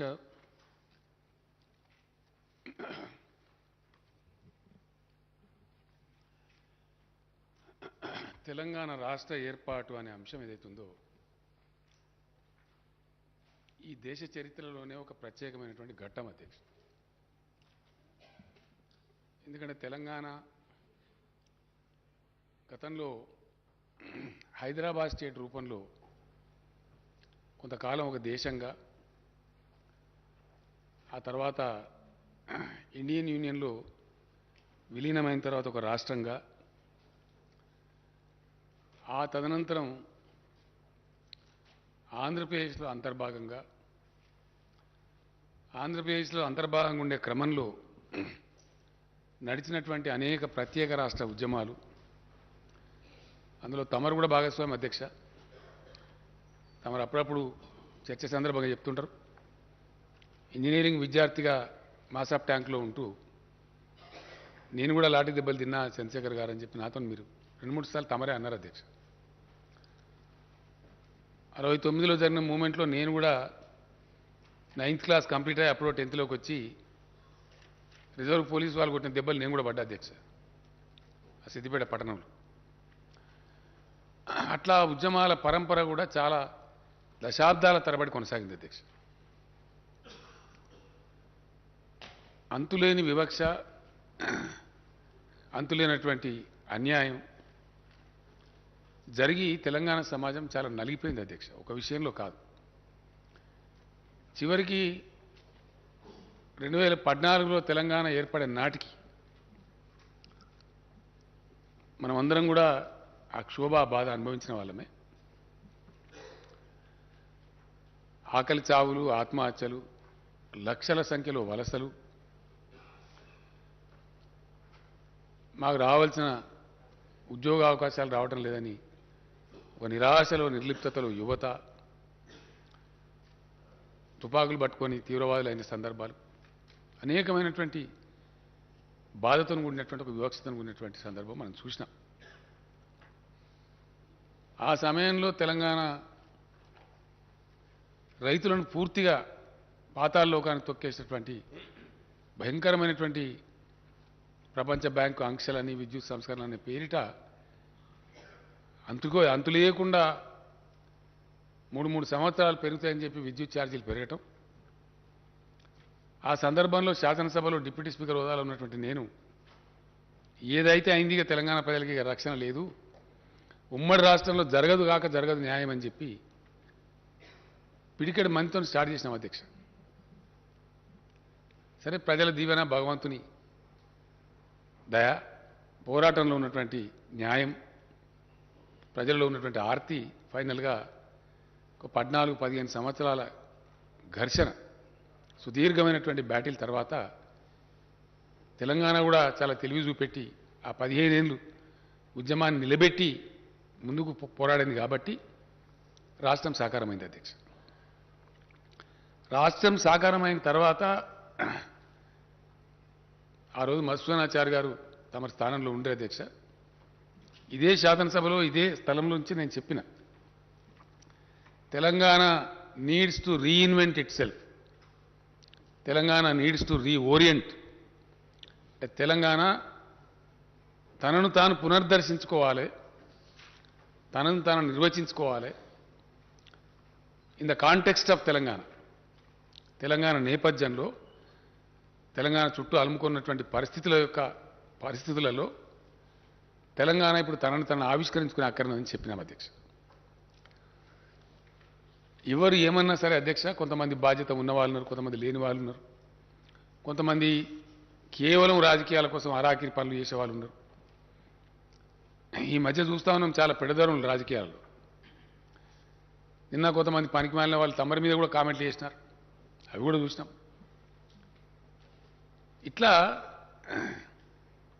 ఎవరు ఏం చేసినా కూడా నేను చాలా సందర్భాల్లో బయట చెప్పిన అధ్యక్ష, సభలో కూడా చెప్పిన, మళ్ళీ ఒకసారి తమ ద్వారా గౌరవ సభ్యులకు, సభకు సభ ద్వారా ప్రజలకు కూడా నేను మనవి చేస్తా ఉన్నా అధ్యక్ష. వేరే పార్టీలకు వేరే వ్యక్తులకు రాజకీయాలంటే ఒక గేమ్ అధ్యక్ష. కానీ మాకు టీఆర్ఎస్ పార్టీకి రాజకీయాలంటే ఒక టాస్క్, పవిత్రమైన కర్తవ్యం. మేము ఏది తీసుకున్నా అట్లా సీరియస్గా తీసుకుంటాం అధ్యక్ష. ఎందుకంటే ఈ రాష్ట్రం తెచ్చిన వాళ్ళం మేము. ఇలా చాలా చాలా పొడుగు ఎత్తు అడ్డం మాట్లాడే వాళ్ళందరూ ఆ రోజు ఎక్కడ ఉన్నారో ఏం చేసినారో ప్రజలకు తెలుసు. మేమేం చేసినామో కూడా ప్రజలకు తెలుసు. పేగులు దిగేదాకా ఈ పక్కన వ్యక్తులు ఇదే శాసనసభలో ఎట్లా కొట్లాడినరో, బయట ఎట్లా కొట్లాడినరో, ఎన్ని లాఠీ దెబ్బలు తిన్నారో, ఎన్ని జైల్లోకి పోయినరో. నిన్న మొన్నటి దాకా అధ్యక్ష, నిన్న మొన్నటి దాకా కూడా రైల్వే కేసులు ఎదుర్కొన్నారు మంత్రులు, చాలామంది మినిస్టర్లు. అట్లాంటి పోరాటం చేసి తెచ్చినాం. తెచ్చిన దాన్ని ఎవరో ఏదో చెప్తే, ఇంకోటి మేము చేసే పనిలో మా యొక్క ఏకాగ్రతను దెబ్బతీసే డిట్రాక్టర్స్ వ్యక్తిగతంగా నన్ను కూడా నిందించారు అధ్యక్ష. సరే చిల్లరగాలను వదిలిపెట్టినాం, ఏనుగు పోతే చిన్న చిన్నవి అరుస్తూ ఉంటాయని వదిలిపెట్టినాం. మాకేం చేతగా కాదు, లేకపోతే మాకు సభ్యులు లేక కాదు, లేక శక్తి లేక కాదు. మా ఏకాగ్రత దెబ్బతినకూడదు కాబట్టి, మా లక్ష్యం తెలంగాణ ప్రజలు ఫెయిల్ కావద్దు కాబట్టి, ప్రజలు వాళ్ళ గుండె కోసి మా చేతిలో పెట్టినారు కాబట్టి, బాధ్యతగా ఈ రాష్ట్రాన్ని తీసుకొని పోవాలి కాబట్టి పోతా ఉన్నాం. అందులో మేము సఫలీకృతమైన అధ్యక్ష. ఉద్యమం జరిగిన సందర్భంలో ప్రధానమైనటువంటిది ఏంటంటే నీళ్లు, నిధులు, నియామకాలు. ఆ రోజు ఇంకా చాలా ఉన్నాయి, కానీ అస్తిత్వం ఉంది, సంస్కృతి ఉంది, భాష పరిరక్షణ ఉంది, అవన్నీ కూడా ఉన్నాయి.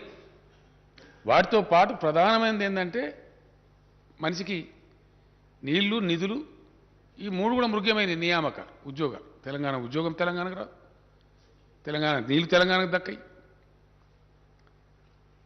తెలంగాణ నిధులు మొత్తం తరలిపోతాయి. హుడా భూములు అమ్మి కదా అధ్యక్ష, హుడా భూములు అమ్మి వేరే ప్రాంతంలో ఖర్చు పెట్టారు. ఆ రోజున ఘనత వహించిన మన తెలంగాణ నాయకులు కూడా మౌనం పాటించారు, పదవుల కోసమో ఇంకో దానికోసం పెదవులు మూసిరు. ఫ్యాక్ట్ అది, చరిత్ర చెప్పిన సత్యం. అందువలన వాళ్ళు ఇష్టం వచ్చినట్టు ప్రహారం చేసిన వాళ్ళు జరిగింది. మూడు విషయాలు ప్రధానంగా భాషా పరిరక్షణ జరిగింది అధ్యక్ష. ఇలా తెలంగాణ భాష పెడితేనే సినిమా హీరో క్లిక్ అవుతున్నాడు తెలుగు సినిమాలో. ఒకప్పుడు జోకర్లో పెట్టింది. తెలంగాణ సంస్కృతి, బతుకమ్మ, బోనాలు, పోచమ్మ ఎంత వైభవంగా మా శ్రీనివాస్ యాదవ్ గారు నాతో ఎంత కొట్లాడతారో, మా హైదరాబాద్ నగర నాయకులు, మా దానం నాగేంద్ర వీళ్ళంతా, శాసనసభ్యులంతా వచ్చి సార్ 10 కాదు 15 కోట్లు కావాలి, 20 కోట్లు కావాలి, ఇంకా గుళ్ళకు ఎక్కువేయాలి, అర్చకులు కూడా మా గుళ్ళకు ఎక్కువేయాలి, ధూపదీప నైవేద్యం ప్రతి గుడికి ఇవ్వాలి. కలిగింది కాబట్టి కొట్లాడుతున్నారు, తీసుకుపోతున్నారు, పెడుతున్నారు, ప్రజలు సంతోషంగా అన్ని సంబరాలు చేసుకుంటున్నారు. అంటే తెలంగాణ భాష, సంస్కృతి, తెలంగాణ వైభవం, తెలంగాణ పండగలు ఎక్కడిది అధ్యక్ష అడిగితే మాట్లాడే దిక్కు. సేవాలాల్ మహారాజ్ జయంతిని అధికారికంగా జరుపుతున్నాం, సమ్మక్క సారక్క జయంతి జరుపుతున్నాం, ఎన్నో పండుగలు అధికారికంగా జరుపుతున్నాం బాజాప్తాగా. వాటిని రక్షించుకున్నాం. అట్లనే నీళ్ళలో వాటర్ తెచ్చుకున్నాం అధ్యక్ష. ఎంత బ్రహ్మాండంగా తెచ్చుకున్నాం అంటే కొట్లాడుతున్నాం, ఇంకా కొట్లాడుతున్నాం, పోరాటం కంటిన్యూ అవుతుంది. బట్ ఇప్పటికే నేనే వాదించిన అధ్యక్ష, సమైక్య రాష్ట్ర ముఖ్యమంత్రులతో వేస్ట్ పోతున్నాయా గోదావరిలో నీళ్లు, మాకు ఇస్తేం బాయ్, వాళ్ళు ఇయ్యలే, మేము తెచ్చి చూపించినాం. ఇయ్యాల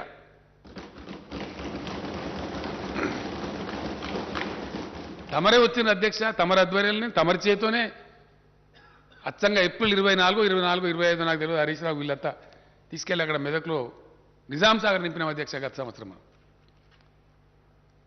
హల్దీవాగులకు పంపించి బ్రహ్మాండంగా ఆ నుంచి మంజీలకు పంపించి నిజాం సాగర్ నింపినాం ఏప్రిల్ మేలో.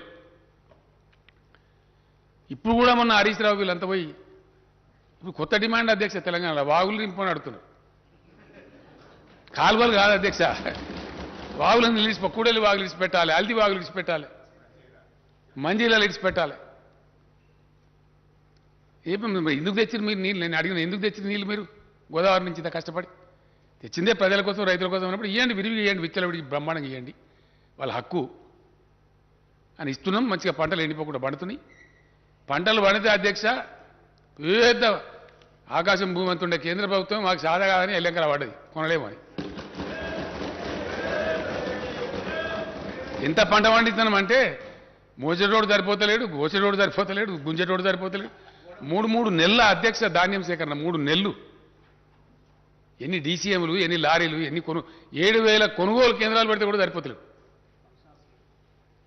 ఫంక్షన్ హాల్స్ అవేంటి ఎన్ని జూనియర్ కాలేజీలు, హై స్కూల్ అంత ధాన్యమే. రోడ్లు మొత్తం కల్లాలే, సగం రోడ్డు ఇచ్చి పెడతారు, సగం కల్లం పెడతారు అధ్యక్ష.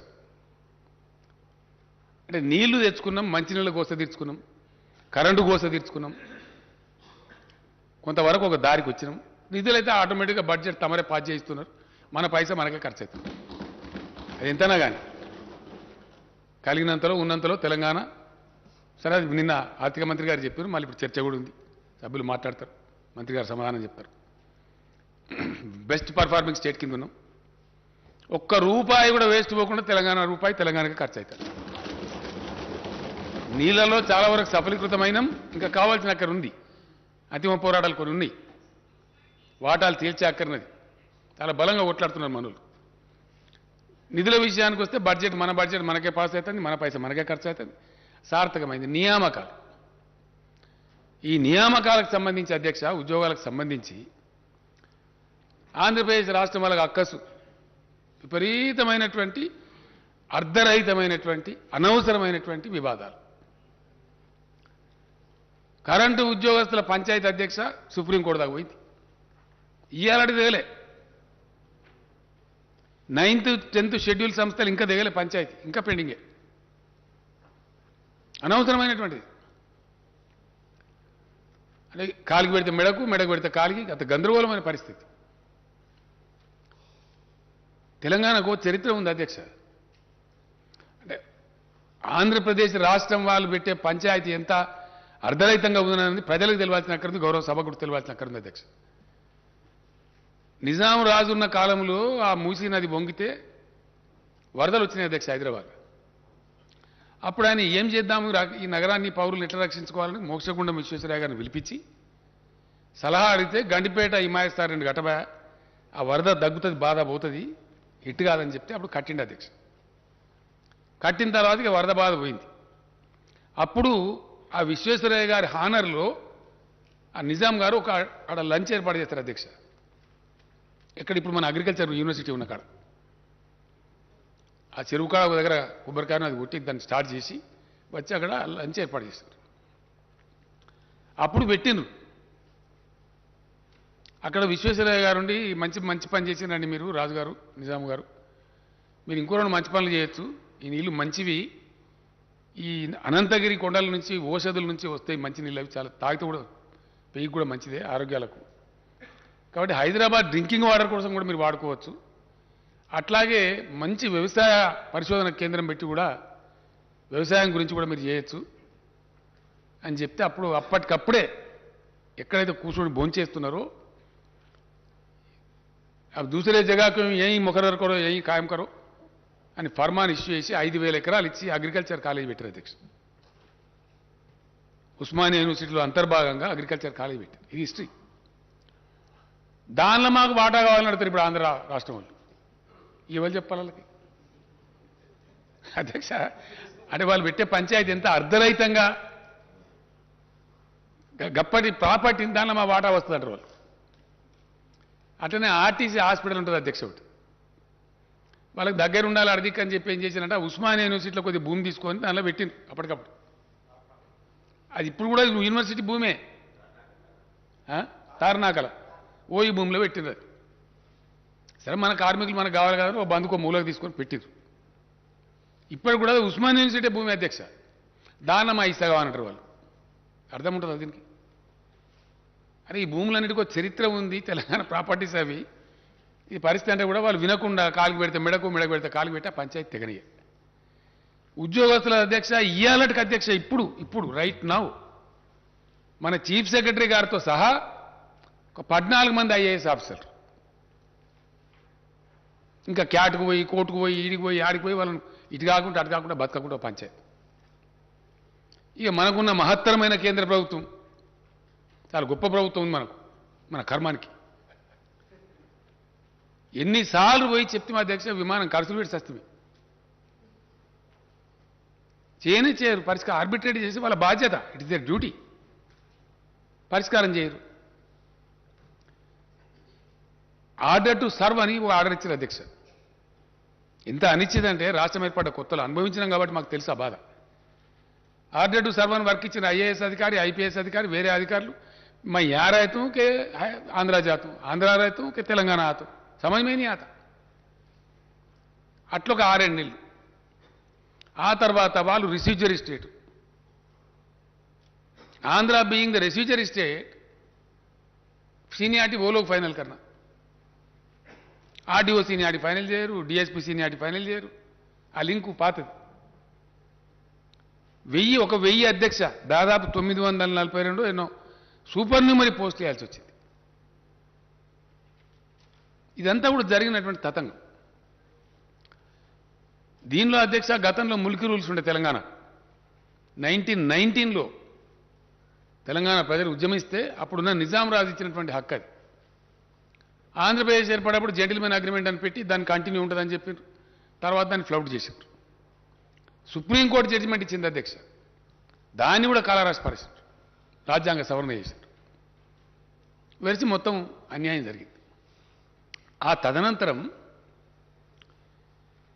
జరిగిన దానిలో ముల్కీ రూల్స్ను మించినటువంటి స్పిరిట్ ఇంప్లిమెంట్ కావాలి తెలంగాణకు నిజంగా న్యాయం జరగాలంటే అంత గొప్పగా పోవాలి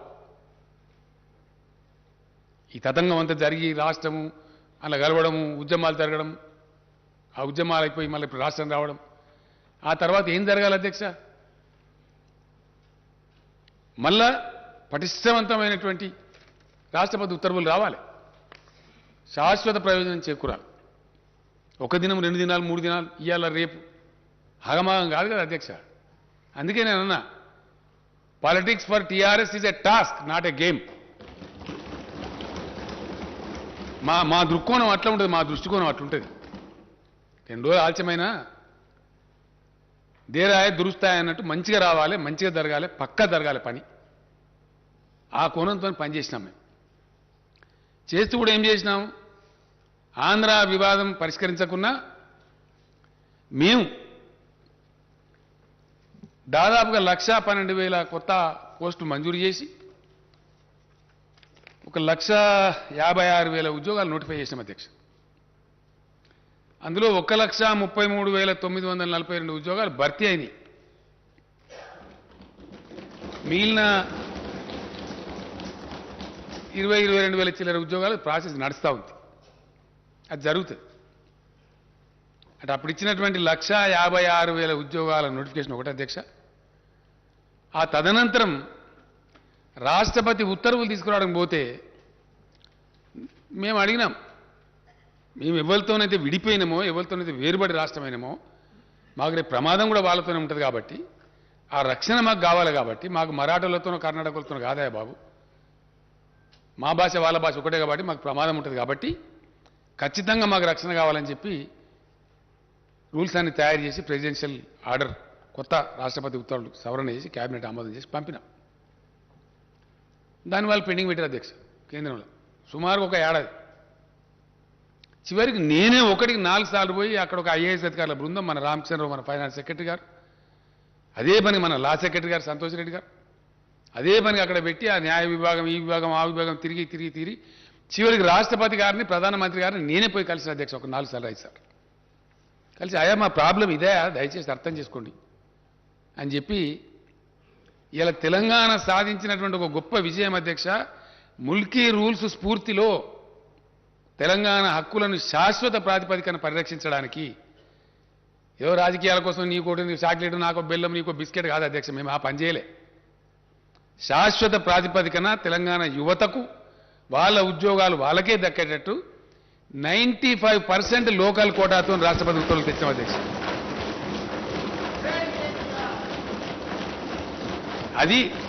అది మేము చేసింది 4 రోజులు ఆలస్యమైతే అయింది కానీ శాశ్వతంగా ఈ కారణం నుంచి ఏ ఉద్యోగం వచ్చినా 95% ఎక్కడి నుంచి అధ్యక్ష గతంలో స్టేట్ లెవెల్ పోస్టులను పెట్టి మొత్తం కొట్టేశారు ఇలా అటెండర్ పోస్ట్ నుంచి ఆర్డీఓ పోస్ట్ దాకా 95% లోకల్స్కే వస్తుంది. Only 5% non local. ఆ 5%లో కూడా మళ్ళీ 3%, 4%, 2% మనకే వస్తుంది అధ్యక్ష ఓపెన్ కోటాలో. గతంలో ఏం చేసింది మోసం అంటే 20% నాన్ లోకల్ కోటా అని పెట్టారు అధ్యక్ష. అసలు నాన్ లోకల్ కోటా లేదు. నాన్ లోకల్ కోటా అని దాన్ని లోకల్స్కి అవకాశం ఇవ్వకుండా తెలంగాణ ఉద్యోగాలు కొట్టేసింది. రెసిడెన్షియల్ స్కూళ్ళు వగైరా ఇవన్నిటినీ అవి సొసైటీలని పేరు పెట్టి సొసైటీకి రాష్ట్రపతి ఉత్తర్వులు వర్తించవని అట్లా కూడా మోసం చేశారు. అన్ని కొట్టిపడేసాం అధ్యక్ష. ఒక్క సెక్రటేరియట్కి, ఎందుకంటే సెక్రటేరియట్కు వివిధ సర్వీసుల నుంచి వివిధ ఫీడర్ల నుంచి మన తెలంగాణ ఉద్యోగుల్ని తీసుకుంటారు కాబట్టి అది ఒక్క బాడీ చిన్న తప్ప మిగతా అన్నీ కూడా 95% లోకల్ అధ్యక్ష. Only 5% open quota, non local. అందులో మన లోకల్స్ కంప్లీట్ చేయొచ్చు. అట్లా ఇంచుమించుగా 97, 98%, 99% కలిసి అయితే 100% మన పిల్లలకే ఉద్యోగాలు వచ్చేటట్టు ఏర్పాట్లు చేసినాం. ఈ ఆంధ్ర పెట్టే పంచాయతీ దిగడానికి నిన్న మొన్న దాకా తెగలేదు అధ్యక్ష. గత సంవత్సరం డిసెంబర్ కొద్ది రోజుల ముందు చివరికి ఆ 400-500 పోస్టులు పోలీసులు డిఎస్పీలు అయ్యి ఆర్డీఓలు అవన్నీ సూపర్ న్యూమరీ ఇచ్చిన తర్వాత ఆ సీనియార్ల పంచాయతీ కూడా తెగి వాళ్ళకి మనది మనకు గవర్నమెంట్ ఉద్యోగస్తుల కాడికి అయింది. అయిన తర్వాత ఉత్తర్వులు, రాష్ట్రపతి ఉత్తర్వులు తీసుకొచ్చి వాటిని జారీ చేసి డిసెంబర్లో జీవోలు ఇచ్చినాం ఉద్యోగులను. ఎందుకంటే ఎప్పుడు తేలితే అధ్యక్ష ఖాళీలు కంప్లీట్గా పూర్తిస్థాయి అవగాహన ఖాళీల మీద రావాలంటే, రాష్ట్రపతి ఉత్తర్వులు కంప్లీట్ అమలు కావాలంటే ఎప్పుడు పాసిబుల్ అవుతుంది? ఉన్న ఉద్యోగస్తులు డివైడ్ కావాలి. కొత్త జోన్ల ప్రకారం, కొత్త డివిజన్ల ప్రకారం, కొత్త జిల్లాల ప్రకారం. జిల్లా క్యాడర్ జిల్లాకు, జోనల్ క్యాడర్ జోనాలకు, మల్టీ జోనల్ అంటే స్టేట్ లెవెల్ పోస్ట్ మేము మల్టీ జోనల్ అంటున్నాం, మల్టీ జోనల్కు అలాట్మెంట్ చేసినారు. దాని మీద ఇష్యూ చేసిందే 317.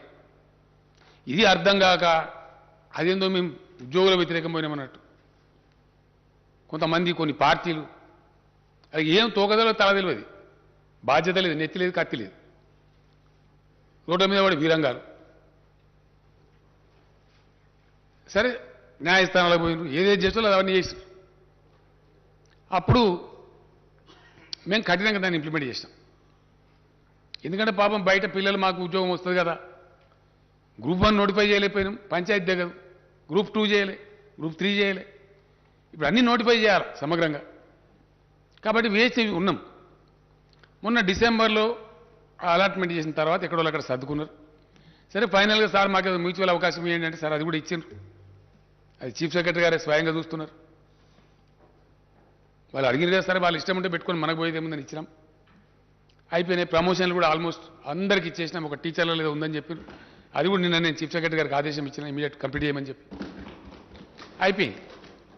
ఫైనల్గా అధ్యక్ష, ఒక రాష్ట్రం కానీ ఒక దేశం కానీ ప్రగతి పథంలో అద్భుతాలు ఆవిష్కరించాలి, గొప్ప ఫలితాలు రాబట్టానంటే ప్రజాప్రతినిధులుగా ఉన్నటువంటి మనం కానీ, పొలిటికల్ బ్యూరోక్రసీ కానీ, అఫిషియల్ బ్యూరోక్రసీ కానీ సంతోషంగా ప్రేమతోని హ్యాండ్ ఇన్ హ్యాండ్ పనిచేయాలి, ప్రేమ భావకంతో పనిచేయాలి,